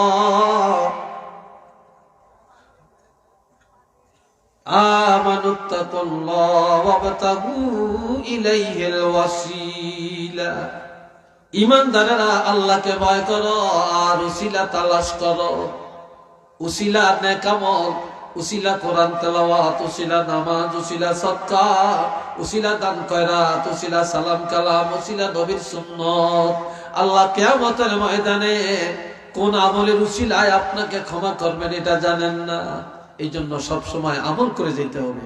আর যত নেক আমল উসিলা, সব উসিলার উসিলা হলেন নবী মুহাম্মদুর রাসূলুল্লাহ সাল্লাল্লাহু আলাইহি ওয়াসাল্লাম। আমার নবী যদি উসিলা না হইতেন, আমরা কি নামাজ পাইতাম, রোজা পাইতাম, হজ পাইতাম, যাকাত পাইতাম, পর্দা পাইতাম, কোরআন পাইতাম, ওয়াজ মাহফিল পাইতাম, শাহজালাল রহমাতুল্লাহ পাইতাম? কোন ওলি আল্লাহ পাইতাম না। নবীর উসিলায় সব পাইছি। কার উসিলায়? নবীর উসিলায় সব পাইছি। সবাই বলেন না মারহাবা? আরেকবার কোন আলহামদুলিল্লাহ। যার উসিলায় সিন্নি খাই, মোল্লা চিনে না। কথা ঠিক না? মোল্লা চিনি না। এ ভাইরা রে আমার, কিয়ামতের ময়দানে মুসিবতের দিন আমার প্রাণের নবী কি করবেন আর একটু শুনেন। আমার আল্লাহ বলছেন, আসা আইয়াবআসাকা রাব্বুকা মাকামান মাহমুদা। হাবিব চিনি আপনাকে মাকাম মাহমুদা, প্রশংসার আসনে উঠাবো, প্রশংসার আসনে বসাবো, আপনাকে ইজ্জতের আসনে বসাবো। এটা কি? এই জন্য নবী কয়, উম্মতেরা তোরা আজানের পরে আমার জন্য আল্লাহর কাছে একটু দোয়া কর। সুবহানাল্লাহ কর না? আরো আওয়াজ দিয়ে বলেন না। আজানের পরে দোয়া করা জায়েজ না না জায়েজ? জোরে কর। শুধু জায়েজ না, সুন্নত। জায়েজ একটা, সুন্নত আরেকটা। আপনার কাছে টুপি নেই, নামাজের টাইম হয়েছে, নাই টুপি, দাঁড়িয়ে যান, নামাজ হয়ে যাবে, এটা জায়েজ। কিন্তু টুপি আছে, ঘরে আছে, টুপি মাথায় দিয়ে নামাজ পড়া সুন্নত। কথা বুঝে আসছে? সুন্নত। আমি জায়েজ আর সুন্নতটা বুঝাইলাম। আল্লাহ তো নবী বলছেন, তোমরা আজানের পরে আমার জন্য একটু দোয়া করো। আঙ্গ নবী দোয়া চাইছে আমাদের কাছে। কি দোয়া? আতি মুহাম্মাদান আল্লাহুম্মা রাব্ব হাজি, আমরা তো পড়ি, এই সাথে বলবা এই দোয়ার মধ্যে, আতি মুহাম্মাদানিল ওয়াসিলাতা ওয়াল ফাদিলা। আল্লাহ নবীকে আমাদের উসিলা দান করেন, জান্নাতের উচ্চ মর্যাদা দান করেন, ওয়াবা'আসহু মাকামান মাহমুদানিল্লাযী ওয়া'আদতা, আপনি ওয়াদা করেছেন আমাদের নবীকে মাকামান মাহমুদা, প্রশংসার আসন দিবেন। আল্লাহ তাড়াতাড়ি করে আপনার ওয়াদাটা পূরণ করেন, আপনার ওয়াদাটা পূরণ করেন। উম্মতরা রে, যারা আমি রাসূলের জন্য আযানের পরে আল্লাহর দরবারে দোয়াটা করবা, আমি রাসূল ঘোষণা দিলাম হাল্লাত লাহু শাফাআতি, আমি রাসূলুল্লাহর সুপারিশ তার জন্য ওয়াজিব। নবীর সুপারিশ লাগবে নি? চাননি? যদি বলেন চান, কারা কারা চান না একটু হাত তোলেন। নবীর সুপারিশ চান, সবাই চান? যদি বলেন সবাই চান, তাহলে আযানের দোয়ার মধ্যে ফতুয়া কেন? আযানের দোয়ার মধ্যে আমরা বলি ওয়ারযুকনা শাফাআতাহু ইয়াউমাল কিয়ামা, যে আল্লাহ নবীর শাফাত কিয়ামতের ময়দানে নবীর সুপারিশ আমাদের নসিব করেন। আমরা নবীর সুপারিশ চাইলাম, তাহলে একদল শায়েখ নামক আলেম, একদল হিংসুক আলেম, একদল দালালি আলেম, তারা কেন বলেন এরা বেদাতি? কেন বলবেন? তাহলে এরা নবীকে ভালোবাসেন না, এদের নবীর সুপারিশ লাগবে না, আমাদের নবীর সুপারিশ লাগবে। আমরা আযানের মুনাজাতে নবীর সুপারিশ কামনা করেই যাব। কি বলেন আপনারা? রাজি আছেন? রাজি আছেন? একটু দুইটা হাত তুলে দেখান, আল্লাহ দেখো। সবাই বলেন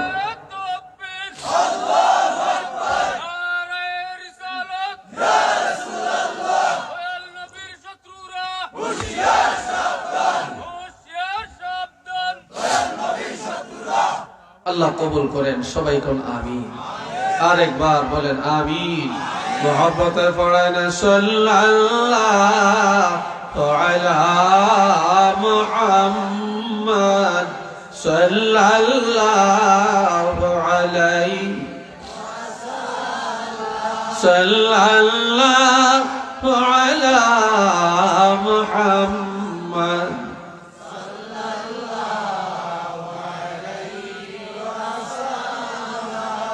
সবাই উচ্চ আওয়াজে বলেন আলহামদুলিল্লাহ। আরেকটু জোরে বলেন আলহামদুলিল্লাহ। হাজিরিন, আমার নবী সকল কাজে আদর্শ রেখে গেছেন। কুল্লু উম্মতি ইয়াদখুলুনাল জান্নাহ ইল্লা মান আবা, কিলা মান আবা, ক্বালা মান আতাআনি দাখালাল জান্নাহ ওয়া মান আসানি ফাকাদ আবা। এটা বুখারীর হাদিস। আমার নবী বলছেন যে আমার উম্মতেরা সব জান্নাতে যাবে, তবে আমাকে যারা অস্বীকার করেছে তারা যাবে না। প্রশ্ন করা হলো অস্বীকারী কারা? ক্বালা মান আতাআনি দাখালাল জান্নাহ। নবী বলছেন যারা আমাকে মানে, আমার সুন্নতকে আমল করে তারাই জান্নাতে যাবে। ওয়া মান আসানি ফাকাদ আবা, যারা আমার সুন্নতকে অস্বীকার করেছে তারাই অস্বীকারী, তারা জান্নাতে যাবে না, তারাই হবে জাহান্নামী। একটু চিল্লিয়ে বলেন না নাউযুবিল্লাহ। নবী আরো বলেছেন ক্বালা রাসূলুল্লাহ সাল্লাল্লাহু আলাইহি ওয়াসাল্লাম মান তামাসসাকা বিসুন্নতি ইনদা ফাসাদে উম্মতি ফালাহু আজরু মিয়াতে শাহীদ। বর্তমান জমানাটা ফিতনার জমানা। আস্তে আস্তে বেদাত চালু হয়, কিন্তু সুন্নতগুলি চলে যায়। কথা ঠিক কিনা? সুন্নত চলে যায়, অন্যায় স্থান পায়, সুন্নতগুলি আস্তে আস্তে বিদায় নিয়ে যায়। রাসূল বলছেন যখন আস্তে আস্তে ফিতনার জমানায় সুন্নতগুলি বিদায় নিয়ে যায়, এই সময় যারা আমার একটা সুন্নতকে মজবুত করে ধরে রাখে, আমার সুন্নতের আমল করে, আমি রাসূল ঘোষণা দিলাম আল্লাহ পাক তার আমলের মধ্যে 100 শহীদের মর্তবা দান করে দিবেন।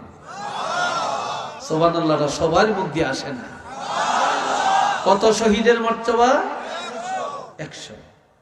100 শহীদের মর্তবা আল্লাহ দান করবেন। তাহলে এই সুন্নতগুলি আস্তে আস্তে চলে যাইতেছে, এটা রাখেন। এই উসিলে আপনি নাজাত পাবেন, শহীদের মর্তবা পাবেন। টুপি আস্তে আস্তে বিদায় নিয়ে যাইতেছে, এটা আমল করেন। মেসওয়াক বিদায় নিয়ে যাইতেছে, আমল করেন। ডিলা কলুক বিদায় নিয়ে যাইতেছে, এগুলো আমল করেন। শহীদের মর্তবা আপনি পেয়ে যাবেন। সুবহানাল্লাহ বলেন না? আরেকটা ধরে বলেন না? মুসলমান দেখা মাত্র সালাম, আসসালামু ক্বাবলাল কালাম। দেখা মাত্র কথাবার্তার আগে সালাম। রাসূলকে প্রশ্ন করা হয়েছে আইয়ুল আমালি আহাব্বু ইলাল্লাহি তাআলা, আল্লাহর কাছে পছন্দের আমল কি? ক্বালা তুতআমুত তাআম ওয়া আফশুস সালাম। মেহমানদারি করা, মানুষকে খানা খাওয়ায়া দেওয়া আর সালামের লেনদেন করা। আর এক মুসলমানের প্রতি আরেক মুসলমানের 6টা দায়িত্ব, তার মধ্যে 1 নম্বর হলো ওয়ায়ুসাল্লিমু আলাইহি ইজা লাকিয়াহু, যখনই সাক্ষাৎ হবে প্রথমে সালামটা দিয়ে দিবে। একটু বলেন না সুবহানাল্লাহ। মহিলাদের উপরে সুন্নত, যেই সুন্নতটা সমাজে নাই, মহিলা যদি মনে করে আমি 100 শহীদের মর্তবা অর্জন করব, তাহলে আপনার স্বামী ঘরে গেলে সাথে সাথে আপনি সালাম দিবেন। আর আপনার স্বামী আপনার স্ত্রীকে সালাম দিয়ে ঘরে ঢুকবেন।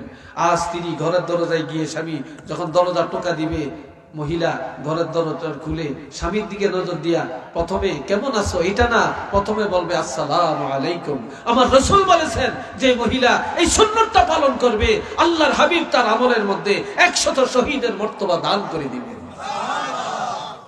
আর কোন এই কথা বলছে কি এখানে? আচ্ছা, কষ্ট হয় আপনাদের? বিরক্ত লাগছে? আমি মনে একটু কড়া কথা বলে ফেলছি নাকি? আচ্ছা শুনেন, এই যে সুন্নতগুলি বিদায় নিতেছি, এই সুন্নতগুলি রাখবেন। রাসূল বলছেন কোন মহিলা স্বামী ঘরে আসছে, ঘরের দরজায় যে সালাম দিছে, সালাম দেওয়ার পরে স্বামীর হাতে বাজার সদা একটা ব্যাগ, একটা লাকিস, ব্যাগটা ব্রিফকেস ওজন, বলল স্বামী তুমি কষ্ট করে আনছো, আমাদের জন্য আনছো, দাও। তুমি কষ্ট করে বাজার থেকে আনছো, কুলাউড়া থেকে আনছো, মাছ আনছো, তরকারি আনছো, ব্যাগ আনছো, কত কষ্ট তোমার হয়েছে, আমার হাতে দাও, আমি একটু শেয়ার করি। আল্লাহ রাসূল বলেন যে মহিলা স্বামীর হাত থেকে এই বাজার সদাটা গ্রহণ করবে আর সাথে সাথে সালাম দিবে, ওই মহিলার আমলের মধ্যে আল্লাহ পাক অর্ধেক জিহাদের সওয়াব দান করে দিবে। মহিলা স্বামী ঘরে আসছে, স্বামী ঘরে আসছে, চাওয়ার আগে, স্বামী বলে নাই চায় না, চাওয়ার আগে যদি স্বামীর জন্য 1 গ্লাস পানি দেয়, 1 গ্লাস শরবত বানিয়ে দেয়, স্বামী পান খায়, পানের বাটাটা আগেইয়া দেয়, তারপরে স্বামীর খিদা লাগছে, খানার টেবিলে খানা হাজির করে দেয়, স্বামীর একটা কাপড় ধুইয়া দেয়, একটা টুপি ধুইয়া দেয়, বলার আগে কাজটা করে ফেললো, তাহলে আল্লাহর হাবিব বলছেন এই মহিলার আমলের মধ্যে আল্লাহ পাক 8 বড়ি, বড়ি পর্যন্ত স্বর্ণ, 8 বড়ি স্বর্ণ, 8 বড়ি স্বর্ণ আল্লাহর রাস্তায় সদকা করার সওয়াব আল্লাহ এই মহিলার আমলের মধ্যে দান করে দিবেন। স্বামী যদি বলে বিবি এই কাজটা করো, এই কাজটা করো, বলার পরে যদি কাজটা করে, তাহলে 8 বড়ি রূপা সদকা করার সওয়াব আল্লাহ দান করে দিবেন। আরেকটু জোরে কন্যা। আর মহিলাদেরকে বলা হয়েছে মহিলারা তোমরা স্বামীর আগে যেন তোমাদের মৃত্যু হয়, তোমরা আল্লাহর কাছে বলো তোমার স্বামীর জানাজা, স্বামীর মাটি যেন তোমার ভাগ্যে হয়। যেই মহিলা স্বামীর আগে মারা গেল, যে স্বামী দোয়া করলো, যে স্বামী মাটি দিল, যে স্বামী জানাজা পড়লো, যে স্বামী কবরের কাছে চোখের পানি পালিয়া কাঁদলো, ওই মহিলার জন্য জান্নাত অবধারিত, জান্নাত অবধারিত। একটু চিল্লিয়ে বলেন আল্লাহু আকবার, আরো জোরে বলেন আল্লাহু আকবার। আমার রাসূল কি আদর্শ রেখে গেছে, আমরা কি করছি? আমার রাসূল একদিন বলছেন এ মহিলারা, নবীর 9 জন বিবি একসাথে, কষ্ট হচ্ছে মনে হয় আপনাদের, বিরক্ত লেগে উঠছে আপনাদের। নবীর কয়জন বিবি? 9 জন বিবি একসাথে ছিলেন। আর এই 9 জন নবী বললেন তোমরা একটা ফিলারার সাথে হেলান দাও, আজকে একটা কিচ্ছা শোনাবো। ফিলারা কোথায়? ফিলারা তো নাই। হযরত আয়েশা খুব বুদ্ধিমতী, তিনি বললেন ফিলারা চিনো না, নবী তো আমাদের ফিলারা, রাসূল তো আমাদের ফিলারা। এই কথা বলার পরে কেউ আইসা ডাইন পাশে, কেউ আইসা বাম পাশে, কেউ সামনে, কেউ পিছনে, যে যেখানে জায়গা পাচ্ছে সেখানে হেলান দিয়ে বসছে। কিন্তু আয়েশা বসে না, কে কোন জায়গা দখল করে দেখছেন। সবাই বলে আফা আপনি বসেন না কেন? হযরত আয়েশা দেখতেছেন সব জায়গা দখল করছে, নবীকে হেলান দিয়ে বসে গেছে, কিন্তু নবীর কোলের মধ্যে কেউ বসে না। হযরত আয়েশা দৌড়াইয়া যায় আমার নবীর কোলের মধ্যে বসে নবীর দাড়ি মোবারক নিয়ে খেলা করতে শুরু করে দিচ্ছে। দাড়ি মোবারক নিয়ে এইভাবে খেলা করে আর কই ইয়া রাসূলুল্লাহ, ইয়া হাবিবাল্লাহ, আপনি কি কিচ্ছা শোনাবেন একটু বলেন। তখন নবী বলতেছেন আল্লাহ পাক একজন বিশ্ব নবী, শ্রেষ্ঠ নবী, মহানবী পাঠাইছেন। ওই নবীর 9 জন স্ত্রী একসাথে আছে, যে সব স্ত্রীরা ভালো, তাদের কোনো ঝগড়া নাই, তাদের মধ্যে হিংসা নাই, আর তাদের স্বামীও তাদেরকে ভালো জানে, তারাও সবাই তাদের স্বামীকে একরকম ভালো জানে। একজনে কয় ইয়া রাসূলুল্লাহ এটা কি কিচ্ছা শুনাইলেন? হযরত আয়েশা বলে তোমরা বুঝো না যে আমাদের স্বামী আমাদের প্রশংসা করছেন। আর একটু জোরে বলেন না ভাই। আমরা মহিলাদের দোষ বলতে পারি, আমরা তাদের প্রশংসা করতে জানি না। কেন কেন জানি না? আমরা কেন জানি না? 6 বছর অথবা এই একটু পান দিও তো, পান পান আমি চা খেলে মুক্তিতে হয়ে যায়, আমার একটা বদ অভ্যাস, একটু খাইতে হয়। মাইন্ড করেন নাকি? হ্যাঁ, চাই। তো হযরত আয়েশা সিদ্দিকা 6 বছর অথবা 7 বছরে বিয়ে করছেন, কিন্তু বিয়ের পরে 9 বছরের কালে আয়েশার ঘরে গেছেন। আচ্ছা বলেন, আমাদের মেয়েদের বয়স কত বছর হইলে বিবাহ দিতে দেওয়া যায়? কোনাই পেয়েছেন আপনারা? হ্যাঁ, 18 বছর। এটা সরকারের আইন। তো সরকারের আইন, এটা কি শরীয়ত নাকি? এটা কি কোরআন হাদিস নাকি? এটা কি কোরআন হাদিস? বালেগ হলেই, মেয়েরা বালেগা হলেই বিবাহ ফরজ। কথা বুঝছেন? 9 বছরে মেয়েরা বালেগা হয়। কয় বছরে? আর সর্বোচ্চ 12 বছর। 12 বছর হলেই মেয়েরা বালেগা হয়ে যায়, বালেগা হয়ে যায়। আজকাল 18 বছরের অপেক্ষা করতে করতে কত মাইয়ারা ফলে যায়, কত মাইয়ারা অকারেজ ঘটায়। আর মোবাইল তো একটা আছে, বক্তব্য ফাটার মতো, মাশাআল্লাহ। হেরা হেটা দিয়া যে কত রকম টার্গেট লাগিয়ে রাখে, জানেন কি? নাউজুবিল্লাহ বলতেন না? নাউজুবিল্লাহ বলতেন না? আল্লাহর আইনের মধ্যে শান্তি, আর বন্দার আইনের মধ্যে অশান্তি। কি কথা ঠিক কিনা বলেন? আল্লাহর আইনে কি শান্তি, আর মানুষের আইনের মধ্যে অশান্তি। আজকাল এত সিজার কেন? এটা বিজ্ঞান খুলে দেখেন, বিজ্ঞানের সাথে সম্পর্ক করেন। যে সমস্ত মেয়েরা বালেগ হওয়ার পরে বাচ্চা নেয়, কনসিভ হয়, স্বামীর ঘরে যায়, তখন তাদের বাচ্চাদানিটা, তাদের রেহেমটা খোলা থাকে, তখন সিজারের ঝুঁকি কম থাকে। এটা হলো শরীয়ত। এই জন্য দেখেন, আমার মা বলেন, আপনার মা বলেন, খালা বলেন, চাচি বলেন, জেঠি বলেন, দাদি বলেন, নানি বলেন, আপনি হাজারের মধ্যে একজনও পাইতেন না সিজার। কথা ঠিক কিনা? হাজারে একজনও পাইতেন না সিজার। এই যত একজনের 7টা 8টা 10টা সন্তান। কি ভাই, কথা ঠিক কিনা? আর এদের বিয়ে হয়েছে বালেকা হওয়ার পর, ক্লাস 5-এ থাকতে বিয়ে হয়ে গেছে, ক্লাস 6-এর সময় বিয়ে হয়ে গেছে, ঠিক কিনা? আর এখন এসএসসি পাস করে, ইন্টার পাস করে, ডিগ্রি পাস করে, অনার্স পাস করে, মাস্টার্স ডিগ্রি লাভ করে ডাক্তার হয়, ইঞ্জিনিয়ার হয়, কিন্তু বিয়ে হয় না। আর এই পরিণত বয়সে তাদের বিয়ে হইলে তত সংকোচন হয়ে যায়, তাদের জরায়ু এবং তাদের রেহেম, বাচ্চাদানিটা, এটা সংকোচন হয়ে যায়, যার জন্য সিজার করতে বাধ্য। তখন বাচ্চা কনসিভ হলেও এই বাচ্চা এসব প্রসবের সময় তার জরায়ুর মুখ খুলে না, এটা চিপানো থাকে, এই জন্য সিজার করতে হয়। এখন শরীয়ত বলে একটা, আমরা বলি আরেকটা। শরীয়ত কয় একটা, আমরা কই আরেকটা। আল্লাহ কয় একটা, আমরা কই আরেকটা। তো শান্তি তো কোথায়? শান্তি তো আমরা শেষ করে দিলাম। একটু নাউজুবিল্লাহ বলেন না রে ভাই। আমার কথাই মনে আপনাদের মনে খুব হিট আসছে কোথায়? হ্যাঁ,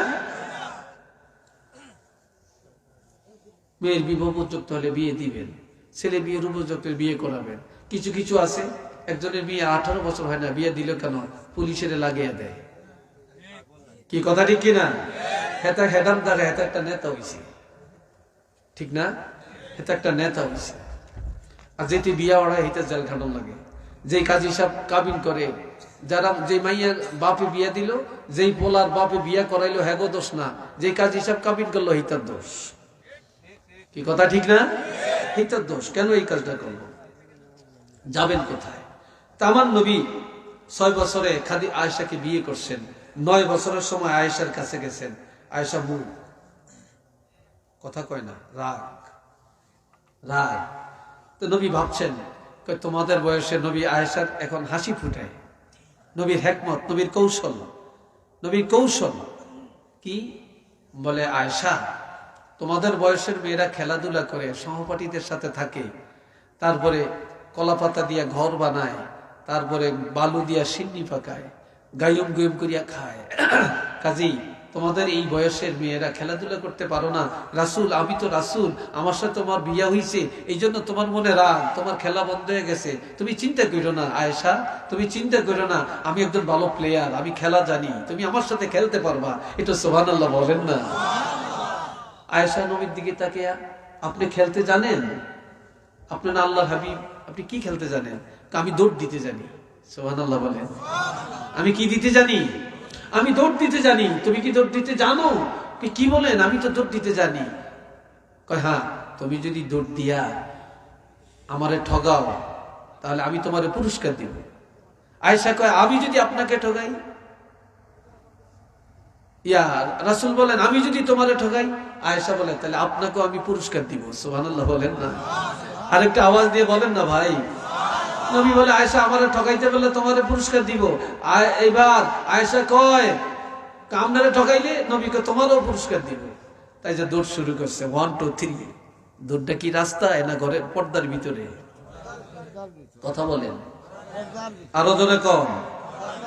দৌড়টা কি রাস্তায়, কুলাউড়া বাজারে, সিলেট শহরে, রিসোর্টে, পার্কে? কোথায় দৌড়টা? ঘরের ভিতরে, আড়ালের মধ্যে। 1 2 3 একসাথে দাঁড়াইছে, দৌড় শুরু হয়েছে। নবী দৌড় দিয়ে আগে চলে গেছে, অর্ধেক পথে গেছে, নজর দিয়ে দেয় আয়েশা পিছে। নবী দৌড়ের গতি এইভাবে দৌড় দিলে আয়েশা ঠকে যাইব, জিততে পারবে না। এই জন্য আমার নবী কি করছেন? নবী দৌড়ের গতিটা কমিয়ে দিছেন। দৌড়ের গতিটা কমিয়ে দিছেন কেন? আয়েশার জন্য নবীর আগে দৌড় দিয়ে আগে যাইতে পারে, তাইলে আয়েশার মন আরো ভালো হবে। আর যদি আজকে ঠকে যায় তাহলে এমনি তো মন খারাপ, মন আরো খারাপ হয়ে যাবে। এই জন্য আল্লাহ রাসূল চাইছেন আয়েশা যেন জিতে যায়। একটু চিল্লিয়া কন্যা ভাই মারহাবা। আমরা সারা জীবন ভালোটা খাই, মহিলারা খাইছে কি খায় না খবর নাই। আমরা বিয়াতে খাই, আমরা দাওয়াতে খাই, মেজদানিতে খাই, এখানে খাই, সেখানে খাই, কিন্তু মহিলারা কি খাচ্ছে আমরা খবর নেই না। কি কথা ঠিক কিনা? এই জন্য মহিলারা কয় এখন তুমি একা খাইবা কেন, আমার লইয়া যেতে হইব। এখন মেয়ে লোক লইয়া বিয়া খাইতে যায়। এক কেনিটা পুরুষেরা খায়, আর কেনিটা মহিলা। তো ডকের মাইয়া যে হাইকের দিকে বে কেমনে চায় থাকে, তো মাইয়ার দিকে চাই রেখে আঙ্গুলে কামড় দিয়ে বয়ে থাকে। কি কথা ঠিক না? আঙ্গুলে কামড় দিয়ে বসে থাকে। তো এই যে বাড়িতে ভালো খাওয়াবেন, ভালো খাওয়াবেন, ভালো খানার আয়োজন করবেন, ভালো খানার আয়োজন করবেন। আপনি পরের বাড়িতে ভালো খাবেন, আপনার বাড়িতে ভালো খানার ব্যবস্থা করবেন, এটা সুন্নাত। সুবহানাল্লাহ কন্যা। দোষ শুরু হয়েছে। ঠকছে কে, জিতছে কে? আয়েশা জিতছে, নবী ঠকছে। আয়েশা দাঁড়িয়ে বলতেছে ইয়া রাসূলুল্লাহ, আপনারা বলছেন যদি আমি ঠকাইতে পারি আমারে পুরস্কার দিবেন, দেন।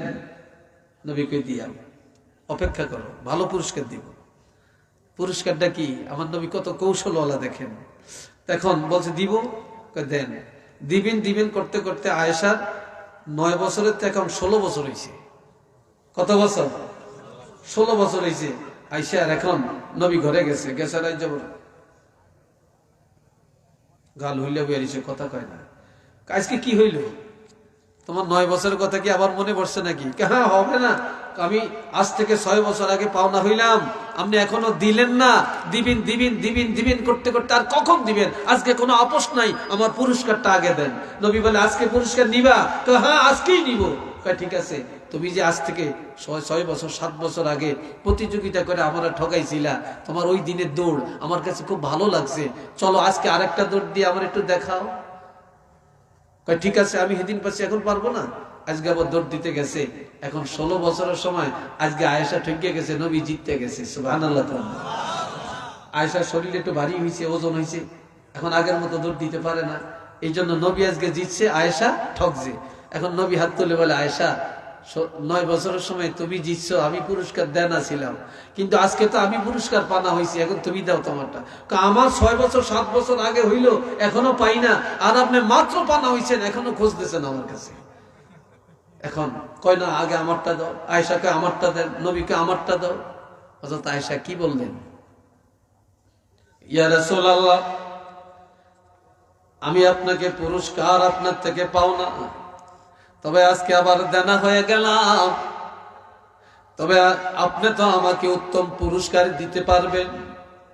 আমি আপনার ইজ্জত মতো পুরস্কার কোথায় পাব? তবে আমি একটা পুরস্কার ঘোষণা দেই, আপনি যদি মানিয়ে নেন। নবী বলে কি পুরস্কার? ইয়া রাসূলুল্লাহ, আপনি রাসূল হয়ে যান আমার পুরস্কার, আর আমি হয়ে যাই আপনার পুরস্কার। একটু মারহাবা জোরে কর। স্বামী পুরস্কার দিবি, বিবির প্রেজেন্টেশন স্বামী কে গ্রহণ করে নেয়, কারা মানে, কে মানে?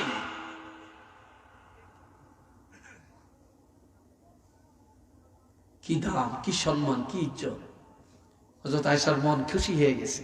সুবহানাল্লাহ বলেন, আরেকটু ধরে বলেন।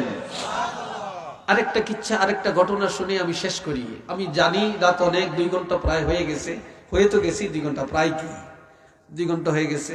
2 ঘন্টার বেশি তার কথা ও আছে, এখনো 10 মিনিট বাকি আছে। কষ্ট হচ্ছে আপনাদের? বলতাম আমি কথাটা, জোরে বলেন বলতাম। হাজিরিন, একটু জিকির করেন লা ইলাহা, জোরে জোরে লা ইলাহা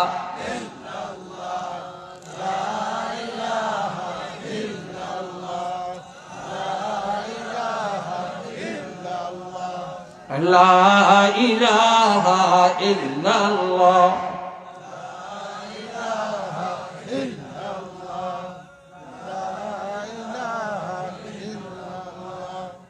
لا إله إلا الله محمد رسول الله صلى الله عليه وسلم। নবী আয়েশার ঘরে, কার ঘরে? তাই এটা কত কষ্ট হয়। 3 জন একসাথে খাবেন কিনে, কি অন্যায় করছি আমি? কোনো ভুল করে ফেললাম।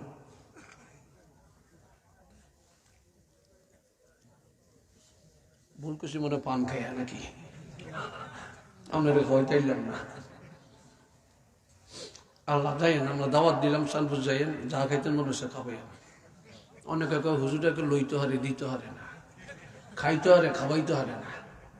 এই আসল হুজুরকে বিরুদ্ধে কই না, কথা ঠিক না? তো আমরা করে কইলাম বিনা দাওয়াতে যাইয়েন, আমরা হারি না হারি দেখেছে।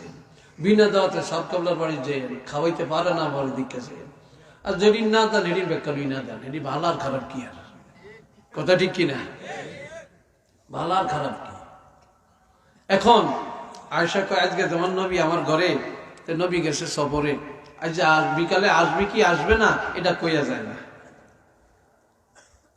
আয়েশা ভাবছে নবী তো আমার ঘরে আসবে, নবীলে খানা পাকাই, হালুয়া পাকাইছে। কি পাকাইছে? জোরে কর না, কি পাকাইছেন? হালুয়া পাকাইছে। আজকে নবী গেছে হযরত হাফসার ঘরে। হাফসা হলেন ওমরের কন্যা। এখন আয়েশা কই কি রে, তালাশ করতেছে নবী কই, আমি কারে খাওয়াইয়াম? যায় দেখেন নবী হাফসার হুজরার মধ্যে। কই ইয়া রাসূলুল্লাহ, আপনি আমার ঘরে যাবেন মনে করে আমি হালুয়া বানাইলাম, খানা তৈরি করলাম, আপনি যান না, আমি কারে খাওয়াইয়াম? নবী কই তুমি হালুয়া আমার জন্য পাকাইলে, আজকে তোমার ঘরে যাব না, আজকে হাফসার ঘরে থাকবো, খাওয়াইতে হলে এখানে নিয়ে আসো, এখানে খাবো। হালুয়ার পাত্রটা নিয়ে গেছেন, নিয়ে কে হুজুর আনছি খান। নবী এমনি, তুমি পাকাইছো? কাহা, খুব সুগ্রাণ, তুমি তো ভালো পাক জানো। এটা মারহাবা কন্যা, তুমি কি জানো? ভালো পাক জানো। পাক খারাপ হইল, একটু বেতাল হইল, বলবেন না এই তোর চোখ খাইছে, তোর হাতও কি হয়েছে, হাস্যরা লাগছে নি, নুন দেয় না, হানি হানি লাগে, এটা কি পাকাইছ, এরম কইেন না। এই সংসারও আগুন লাগবে। কি ভাই কথা ঠিক কিনা? আজ একটু খারাপ হইলো যদি যে ভালো হয়েছে, খুব ভালো হয়েছে, তুমি ভালো পাক করছো, কষ্ট করছো, তা আর একটু ভালো করার চেষ্টা করবা, এইভাবে বলবেন। কথা বুঝছেন? আর যদি দোষ ধরেন তখন কইবে কি, হ্যাঁ আপনার খালি আঙ্গুটিনি খাইতে খারাপ লাগে, আর হরের মাইয়ালা রাতেরটি খুব ভুয়ান লাগে। কইব না, কইব না, এই দোষ নিজের উপরে আইব। তো এই জন্য কি করবেন? একবার প্রশংসা করবেন। নবী বলে খুব ভালো তো, খুব সুঘ্রাণ, তুমি খাইছো? কয় না, তো খাও, একসাথে খাই। নবী সহ একসাথে খাওয়া সুন্নত। এই জন্য আঙ্গদেশে রেডিনে নামাজ হয় না, ফজরের টাইমে হাসকিয়া ঘুম যায়, 10টা বাজে ওডিয়া এরা ডাইনিং টেবিলে খাইতে বসে। কিরে, কই নবী সুন্নত আদায় করি, কিন্তু ফরজ গেছে কই এটার খবর নেই। কি কথা ঠিক নেই? ফরজ গেছে কই এটার খবর নেই, ভালো আছেন নি, এটার খবর নেই। এখন শুনেন, এই তো কথা শেষ। আমাদের চেয়ারম্যান সাহেব আসছেন, আলহামদুলিল্লাহ বলেন, আরেকটু জোরে বলেন। উনিও আওলাদে ওলি, ওলির রক্ত ওনার মধ্যে আছে, আলহামদুলিল্লাহ কন্যা। ফুলতলির সাথে ওনার যে কি সম্পর্ক, এটা আপনারা আমার চেয়ে ভালো জানেন, জানেন না? আমাকে অনেক মহব্বত করেন, মাঝে মাঝে ফোন দেন, হয়তো আমার ব্যস্ততার জন্য সময় ধরতে পারি না, মনে কষ্ট যেন না রাখেন। তা আমার ভাই, এখন আয়েশা কয় নবী কয় খাও, একসাথে খাই। হযরত আয়েশা একটু হালুয়া লইয়া মুখের কাছে নিছে, নবী খপ করে হাতে ধরে ফেলছেন। এটা কিন্তু মুসলিম শরীফের ঘটনা। আল্লামা শিববির আহমদ ওসমানী রহমতুল্লাহ বলছেন, আয়েশা আমার একটা শান্তির ঘর, আমার একটা শান্তির পরিবার, তুমি তো আজকে একটা অশান্তি সৃষ্টি করে দিলা, আগুন জ্বালিয়ে দিলা। আয়েশার চোখ বড় হয়ে গেছে। কি বললেন? কি বললেন? নবীজি বলেন, আয়েশা রে, কার ঘরে বসে হালুয়া খাচ্ছ? কই আয়েশার ঘর। আয়েশা কে? আপনার স্ত্রী। কই তুমি কে? আমি আপনার স্ত্রী। তাহলে আয়েশা তোমার হাফসা কি হয়? আমার বোন। হাফসার ঘরে আইন না তুমি হালুয়া খাইবা, আমিও খাবো, তোমার কি উচিত ছিল না তোমার বোনকে হাফসাকে দাওয়াতটা দেওয়া? সুবহানাল্লাহ বলেন না। তুমি তাকে দাওয়াতটা না দিয়া তোমার মুখে ঢুকাইলে কি করে? এই জন্য হাতের মধ্যে খপ করে ধরে ফেললেন, বললেন যাও, বললেন যাও হাফসাকে দাওয়াত দাও। দাঁড়িয়ে গেছে, বই না আয় আমরা একসাথে খাই। যাব না, খাবো না, তুমি আগে দাওয়াত দাও না, আমি দেখছি রাসূল বলার কারণে তুমি আসছো, আমি খাবো না। যে এখন নবী সে তো আসে না, খুব রাগ। যদি না আসে তাহলে তার কাছে নিয়ে যাও, নিয়ে খাওয়াই আনো। তার একটু না খাওয়াইলে তার মনের কষ্ট যাইতো না, দ্বন্দ্ব মিটতো না। নিয়ে গেছে, চলো খাও খাও। খায় না, আমি খাবো না। নবীকে বলে, নবী খায় না তো, জোর করিয়া খাবো। কি করিয়া? জোর করিয়া খাওয়াইয়া দাও। এখন হযরত আয়েশা সিদ্দিকা হালুয়া লইয়া হাফসার মুখের কাছে নিচে খায় না, এখন তো জোর করিয়া খাওয়াইতে গেছে, পুরা মুখ টুক একেবারে হালুয়া দিয়ে মাইকে দিছে, পুরা মালিশ করে ফেলছে। এখন হাফসা দৌড়ে আসছে, এসে কই, ইয়া রাসূলুল্লাহ, আপনি নাকি ন্যায় বিচারের নবী, আপনি ন্যায় বিচার জানেন, আপনি আদর্শের নবী, আজকে আপনি কেমন ন্যায় বিচার করেন আমি দেখবো। আমি খাবো না।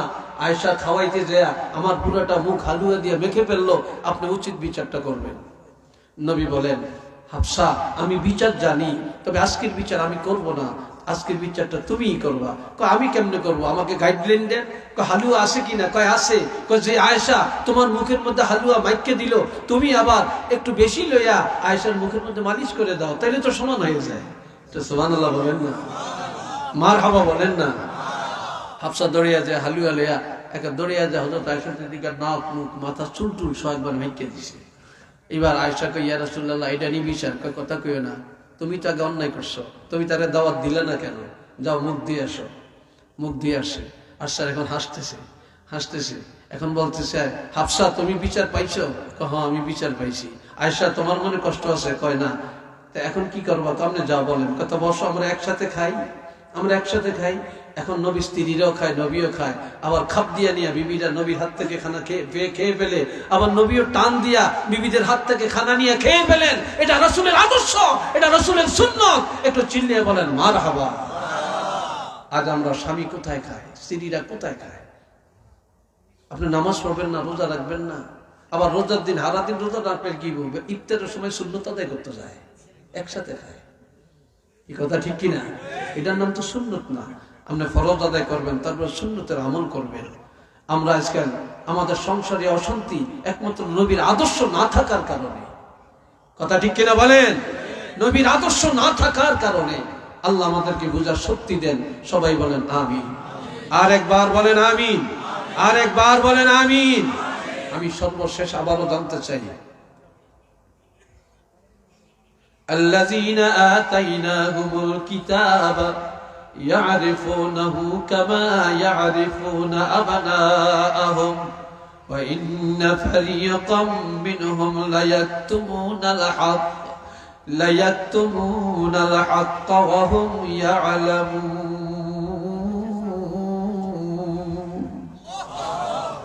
যাদেরকে আমি কিতাব দিয়েছি, যারা আহলে কিতাব, তারা আমার হাবিবকে চিনে যেভাবে সন্তানকে চিনে।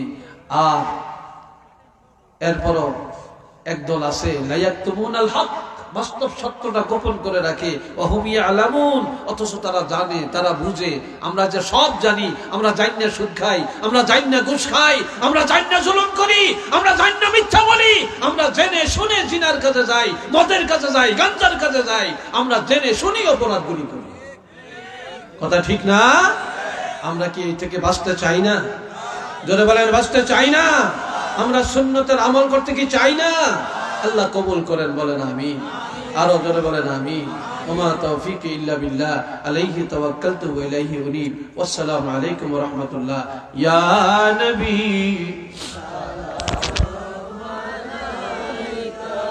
ইয়া রাসূল সালামু আলাইকা ইয়া হাবিবি সালামু আলাইকা صلوات طلع البدر علينا من ثنية الوداع وجب الشكر علينا ما دعا لله داعي يا نبي سلام عليك يا رسول سلام عليك يا حبيب السلام عليك صلوات الله سيدي يا رسول الله وسلم عليك يا حبيب الله أسلا أفناك ديا قادلا أدام حاوى مولري হইল দয়া কবল করিলেন দোয়া ইয়া নবী সালাম আলাইকা ইয়া রাসূল সালাম আলাইকা ইয়া হাবিব সালাম আলাইকা صلوات بلغ العلا بكماله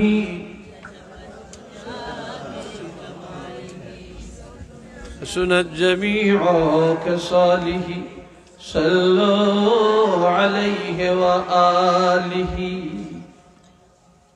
সম্মানিত মুসলিম کرام আমাদের মাহফিলের শেষ পর্যায়ে আমরা আপনাদের কাছে কৃতজ্ঞ। এত কষ্টের মধ্যে শীতের মধ্যে আপনারা বসে আছেন, সেজন্যই আমি মাহফিল পরিচালনা কমিটির পক্ষ থেকে আপনাদেরকে আন্তরিক মোবারকবাদ জানাচ্ছি। আমাদের মাহফিলে এসে উপস্থিত হয়েছেন আজকের এই মাহফিলের সম্মানিত অতিথি, খুলনা উপজেলা পরিষদের সম্মানিত দুইবারের আপনাদের ভোটে নির্বাচিত সফল ভাইস চেয়ারম্যান তারুণের অহংকার বর্তমান ভারপ্রাপ্ত চেয়ারম্যান জনাব মাওলানা ফজলুল হক খান সাহেব। আমাদের মধ্যে উপস্থিত হয়েছেন বাংলাদেশ আঞ্জুমানে আল ইসলাহ কাতার কেন্দ্র কমিটির সহসাধারণ সম্পাদক হাফিজ সিদ্দিকুর রহমান সাহেব।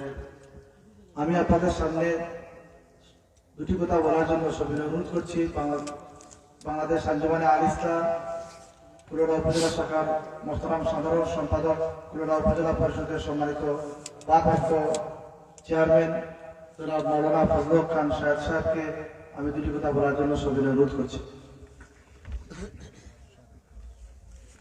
السلام عليكم ورحمة الله نحمده ونصلي على رسوله الكريم أما بعد أعوذ بالله من الشيطان الرجيم بسم الله الرحمن الرحيم ألا إن أولياء الله لا خوف عليهم ولا هم يحزنون صدق الله العظيم আজকের মাহফিলের সম্মানিত সভাপতি, উপস্থিত আজকের মাহফিলের সম্মানিত মেহমান, যার কণ্ঠে এবং চমৎকার বয়ান শুনলাম বিশিষ্ট আলেমে দ্বীন, যিনি বিভিন্ন প্রান্ত থেকে প্রান্ত পর্যন্ত গিয়ে এক প্রান্ত থেকে আরেক প্রান্ত গিয়ে দিনের দাওয়াত দিচ্ছে মানুষদেরকে, আমাদেরকে ওয়াজ করে শোনাচ্ছেন। সম্মানিত অতিথি জনাব নাসির আহমদ চাঁদপুরি মহোদয়, উপস্থিত কাতার আল ইসলাহ দায়িত্বশীল সিদ্দিকুর রহমান, সবাইকে জানাচ্ছি আন্তরিক মোবারকবাদ। সম্মানিত উপস্থিত, আমি কথা বলার পরে শেষ পর্যায়ে দোয়া হবে, আমাদের অতিথি দোয়া করবেন। আমরা সকলে দোয়া চাই আমরা যেন এই সকল মাহফিলে শরীর থাকতে পারি। ইসালে সব মাহফিল হচ্ছে সব পৌঁছানো। আজকে এখানে মাহফিল হলো, এলাকার মধ্যেখানদের উদ্দেশ্যে মধ্যেখানদের কবরে সব যাবে। এই যে কাজ হলো, এটা ভালো না খারাপ কাজ হলো? অবশ্যই ভালো কাজ। এখানে কোরআন তেলাওয়াত হয়েছে, এখানে খতম হয়েছে, দুরূদ হয়েছে, ইস্তেগফার পাঠ হয়েছে, উলামায়ে কেরামরা বয়ান পেশ করে দিয়ে আলোচনা পেশ করে, সমস্ত কাজ সওয়াবের কাজ, ভালো কাজ, নেক কাজ।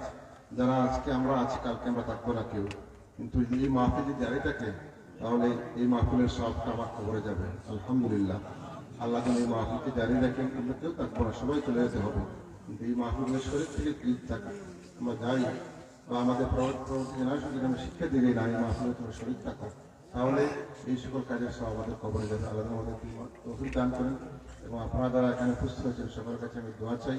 আমি দীর্ঘ 10 বছর থেকে দায়িত্ব পালন করছি। আপনারা অবশ্যই আপনারা এই এলাকার এবং কাছাকাছি শহর এলাকার নিশ্চয়ই আমার সম্পর্কে জানেন এবং আপনারা আমাকে দেখছেন এই 10 বছর আমি কি কাজ করেছি আর কি কাজ করিনি। হয়তো বরাদ্দের দিক দিয়ে আমি দিতে পারি না, কারণ বাইশে আমাদের বরাদ্দ খুব অল্প, সব জায়গায় দেয়, কিন্তু আমি আমার দায়িত্ব পালনের কোনো গাফিলতি করিনি বা কোনো অন্যায় অত্যাচার বা ঘুষ নির্যাতন সম্পর্কে থাকিনি। আমি চেষ্টা করি সততার সহিত আল্লাহর বই আল্লাহকে কাজ করার, আল্লাহর জন্য কাজ করার সেই হিসেবে কাজ করেছি। আমি দোয়া চাই। আপনারা জানেন যে আমার আব্বা গত 15 জানুয়ারি ইন্তেকাল করেছেন। সাহেবুল্লাহ ফজলুদ্দিনের কি সম্পর্ক ওনার ছিল এটা আসলে ইন্তেকালের প্রমাণ হয়েছে। 15 জানুয়ারি যেখানে আমাদের প্রিয় মুর্শিদ জানাজা হয়েছিল সেই ঠিক জায়গায় একই জায়গায় এবং লক্ষাধিক মানুষের সেই জায়গায় লক্ষাধিক মানুষের উপস্থিতিতে এবং আমাদের বড় সাহেবুল্লাহ ইমামতে সেই যেখানে জানাজা হয়েছিল। পরবর্তীতে বাড়ির সামনে সেখানে বিশাল জানাজা হয়েছিল। এটা সাহেবুল্লাহ সম্পর্ক এবং দীর্ঘ জীবন আমার আব্বা কোরআনের খাদেম ছিলেন। 40 বছর শিক্ষকতা করেছেন কোনো বিনিময় ছাড়া, কোনো পরিশ্রম ছাড়া, কোনো বিনিময় ছাড়া, একমাত্র আল্লাহর জন্য কোরআন শিক্ষা দিয়েছেন। তিনি হাবিজ সাহেব ছিলেন, হাবিজ সাহেব বানিয়েছেন, লক্ষ লক্ষ ছাত্রকে তিনি হাবিজ সাহেব বানিয়েছেন। এই যে খেদমত করে গেছেন, আমি তার উত্তরসূরি হিসেবে এমন কোনো কাজ করবো না দেখা যায় আমার বাবাকে মানুষ গালিয়ে দেয়, এমন কোনো কাজ ইনশাল্লাহ আমি করবো না। এমন কোনো কাজ যে কাজ করলে ফুলতলি সাহেবকে মানুষ গালি দেবে যে ফুলতলি সাহেবের দলে একজন চেয়ারম্যান ঘুষ পেয়েছে, এই কাজ আমি করবো না। ইনশাল্লাহ আমার জন্য দোয়া করবো যাতে আমি আমার পরিবার ঐতিহ্য এবং আমাদের ছাত্রদের সম্মান রক্ষা করে চলতে পারি, সেই দোয়া আপনাদের চাই। সামনে নির্বাচনে হয়তো সংগ্রামের পক্ষ থেকে আমাকে চেয়ারম্যান পদে প্রার্থী দেওয়া হতে পারে, খুব সম্ভব সিদ্ধান্ত হয়েছে। আমি দোয়া চাই আপনাদের কাছে আগামীতে ইনশাল্লাহ আরো বেশি করে কাজ করার সুযোগ আমাকে দিবেন, সেই কামনা রেখে সকলকে ধন্যবাদ জানিয়ে আমার কথা একান্ত করছি। সবাইকে ধন্যবাদ এবং যারা এই মাহফিলকে সহযোগিতা করেছেন দেশ এবং প্রবাস থেকে সকলের প্রতি কৃতজ্ঞতা প্রকাশ করে আমার কথা একান্ত করছি। আসসালামু আলাইকুম রহমতুল্লাহ।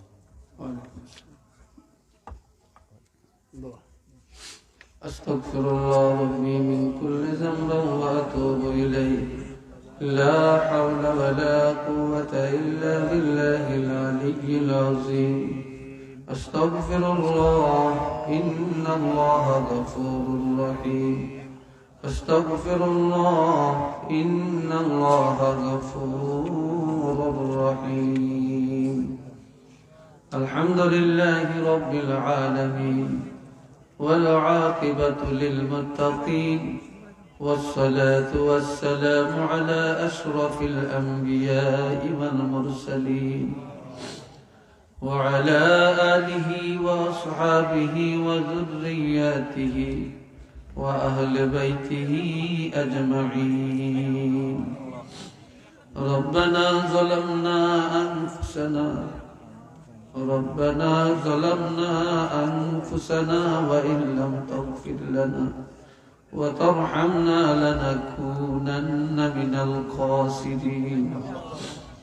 ربنا آتنا في الدنيا حسنة وفي الآخرة حسنة وقنا عذاب النار. ربنا عليك توكلنا وإليك أنبنا وإليك المصير. رب ارحمهما كما ربياني صغيرا. رب العالمين আয় আল্লাহ, আমি বড় গুনাহগার। আজকের এই নুরানি মাহফিলে আল্লাহ অসংখ্য উলামায়ে কেরাম, আয় আল্লাহ আইমে মাসাজিদ গুণের নিয়া হুফাজ কেরাম, হুজ্জাজ কেরাম, তোমার জাকিরিন শাকিরিন বান্দাগুলো নিয়ে, নবী প্রেমিকদেরকে নিয়ে তোমার রহমতের দরবারে হাত তুলেছি রে আল্লাহ। মেহেরবানি করে আমাদের মুনাজাত কবুল আর মঞ্জুর করে নেন রব্বুল আলামিন। আমি বড় গুনাহগার, গুনাহর আসামি রে আল্লাহ। আল্লাহ আমি বড় গুনাহগার, গুনাহর আসামি। আমার মতো এত বড় গুনাহগার কেউ নেই। আয় আল্লাহ, তুমি যাকে পছন্দ করেছ তার উসিলায় আমাদের প্রত্যেকের মুনাজাত কবুল করে নাও। আল্লাহ, আমরা গুনাহগার, জীবনের গুনাহ মাফ করে দাও। আল্লাহ, জীবনের গুনাহগুলি মাফ করে দাও। গুনার বোঝা নিয়ে মাহফিলে আসছি, বেগুনাহ বানায়া বাড়িতে ফিরে দাও। আয় আল্লাহ, দুনিয়ার গুনাহ দুনিয়াতে মিটাইয়া দাও। আল্লাহ, গুনাহগার বানায়া কবরে নিও না, গুনাহগার বানায়া কিয়ামতের ময়দানে উঠাইও না, গুনাহগার বলে ডাক দিও না। আয় আল্লাহ, সারা বিশ্বের মোমেন মুসলমানকে ক্ষমা করে দাও। বিশ্বের মোমেন মুসলমান যারা কবরে, আল্লাহ সবাইকে ক্ষমা করে দেন। আল্লাহ, সওয়াবগুলি কোটি কোটি গুণে বাড়াইয়া তোমার হাবিব আমাদের আকা মাওলা রহমাতুল লিল আলামিন নবীজির কদম মুবারকে পৌঁছায়া দাও। तमाम अंबिया अलैहिमुस्सलाम, সাহাবায়ে কেরাম, শুহাদায়ে কেরাম, আউলিয়ায়ে কেরাম যারা রোয়ে থেকে পৌঁছে দেন। আল্লাহ, হক সিলসিলার আউলিয়ায়ে কেরাম বুজুর্গানে দিন যে যেখানে আছে প্রত্যেকের দরজা বুলন্দ করে দেন। আল্লামা শাহজালাল ইয়ামানি রহমতুল্লাহি আলাইহি 360 আউলিয়ার দরজা বুলন্দ করে দেন। খাস করে আল্লাহ আল্লামা সাহেব কাবলা ফুলতুলি রহমতুল্লাহি আলাইহি দরজাকে বুলন্দ করে দেন। আল্লাহ, রুহানিয়াত আমাদের নসিব করে দেন। আল্লাহ, সরসিনাত নেসারউদ্দিন রহমতুল্লাহি আলাইহি, আবু জাফর সালেহ রহমতুল্লাহি আলাইহি দরজা বুলন্দ করে দেন। আল্লামা কারামত আলী জনপুরি রহমতুল্লাহি আলাইহি দরজাকে বুলন্দ করে দেন। আয় আল্লাহ, বিস্কুটি সাহেবের দরজাকে বুলন্দ করে দেন। আল্লাহ, বদরপুরি সাহেবের দরজাকে বুলন্দ করে দেন। আল্লাহ, এওলি আল্লাহদের রুহানিয়াত আমাদের নসিব করে দেন। আল্লাহ, আমরা যারা হাত তুলেছি আমাদের অনেকের আব্বা নাই, আম্মা নাই, দাদা নাই, দাদি নাই, নানা নাই, নানি নাই, শ্বশুর শাশুড়ি কবর, জানি না কে কিভাবে আছে রে আল্লাহ। তুমি দয়া করে মায়া করে আমাদের আব্বা আম্মা সহ যারা কবরে তাদের প্রত্যেকের রুহের প্রতি সওয়াব পৌঁছায়া দাও। আল্লাহ, তাদের কবরের আযাবগুলি মাফ করে দাও। আয় আল্লাহ, এইমাত্র শুনতে পাইলাম, আয় আল্লাহ, জনাব বাদশাহ মেন সাহেবের আব্বা ইন্তেকাল করেছেন। আল্লাহ, ওনার রুহের প্রতি সওয়াব পৌঁছায়া দেন, কবরটা জান্নাতের বাগান বানিয়ে দেন। যাদের আব্বা আম্মা বেঁচে আছেন আল্লাহ নেক হায়াত দান করে দেন। আল্লাহ, ইমানি হায়াত দান করে দেন। আয় আল্লাহ, যার মনে যত আশা পুরা করে দেন, মুসিবত দূর করে দেন, মুশকিলাত আসান করে দেন, আপদ বিপদ বালা মুসিবত থেকে হেফাজত করেন। যারা অসুস্থ রে আল্লাহ শেফায়ে কামেলা দান করে দেন, শেফায়ে আজলা নসিব করে দেন। আমাদের প্রত্যেকের সন্তানগুলোকে আল্লাহ কবুল করেন, তাদেরকে দিনদার বানিয়ে দেন। আল্লাহ, পরীক্ষার্থী সন্তানগুলোকে আল্লাহ ভালো পরীক্ষা দেওয়ার তৌফিক দান করে দেন। আল্লাহ, আল্লাহ, মাদ্রাসা শিক্ষা বোর্ডের অধীনে ইসলামী আরবি বিশ্ববিদ্যালয়ের অধীনে ফাজিল পরীক্ষা চলছে, মাদ্রাসা বোর্ডের অধীনে দাখিল পরীক্ষা চলছে, স্কুল বোর্ডের অধীনে এসএসসি পরীক্ষা চলছে। আল্লাহ, সবাইকে ভালো পরীক্ষা দেওয়ার তৌফিক দান করে দেন। আল্লাহ, সুশিক্ষিত হওয়ার তৌফিক দান করেন। আল্লাহ, আজকের এই জলসাটা নাজাতের জরিয়া বানিয়ে দেন। আল্লাহ, ভাইস চেয়ারম্যান সাহেব আল্লাহ আল্লাহ পদোন্নতির আশা করেছেন। আল্লাহ, চেয়ারম্যান পদপ্রার্থী হওয়ার আশা ব্যক্ত করেছেন। আল্লাহ, আল্লাহ, আপনি কবুল করেন, আপনি মঞ্জুর করেন। আল্লাহ, ভালো মানুষ এই পদে আমরা পাই না রে আল্লাহ। ওনাদের মতো ভালো মানুষকে, নেককার মানুষকে আল্লাহ এই সমস্ত পদে পদস্থ করে হওয়ার তৌফিক দান করে দেন। আল্লাহ, আল্লাহ, আল্লামা সাহেব কাবলা হুসামউদ্দিন সাহেব কাবলার সুযোগ্য সন্তান। আল্লাহ, ছোট সাহেব কাবলা আল্লাহ এমপি হয়েছে, ধর্ম মন্ত্রণালয়ের স্থায়ী কমিটির সভাপতি নিযুক্ত হয়েছে। যতদিন এই দায়িত্বে থাকবেন আল্লাহ সুস্থভাবে দায়িত্ব পালন করার তৌফিক দেন, ইসলামের খেদমত করার তৌফিক দেন, সুন্নিয়তের খেদমত করার তৌফিক দান করে দেন আল্লাহ। আল্লাহ কোরআনের বিরোধী, সুন্নতের বিরোধী কোনো আইন যেন আল্লাহ রাষ্ট্রীয়ভাবে পালন না হয়, আল্লাহ বিরোধী কোনো আইন যেন করতে না পারে আল্লাহ, সেই জন্য সার্বিক আন্দোলন করার তৌফিক আল্লাহ ওনাকে দান করে দেন আল্লাহ, মোকাবেলা করার তৌফিক দান করে দেন আল্লাহ, আল্লাহ মোকাবেলা করার তৌফিক দান করে দেন আল্লাহ। আল্লাহ আমাদের জান মাল ঈমান ইজ্জতকে হেফাজত করেন আল্লাহ। وصلى الله تعالى على خير خلقه محمد وعلى آله وصحابه وذرياته وأهل بيته أجمعين، واجعل آخر كلامنا عند الموت لا إله إلا الله محمد رسول الله. آمين. السلام عليكم ورحمة الله.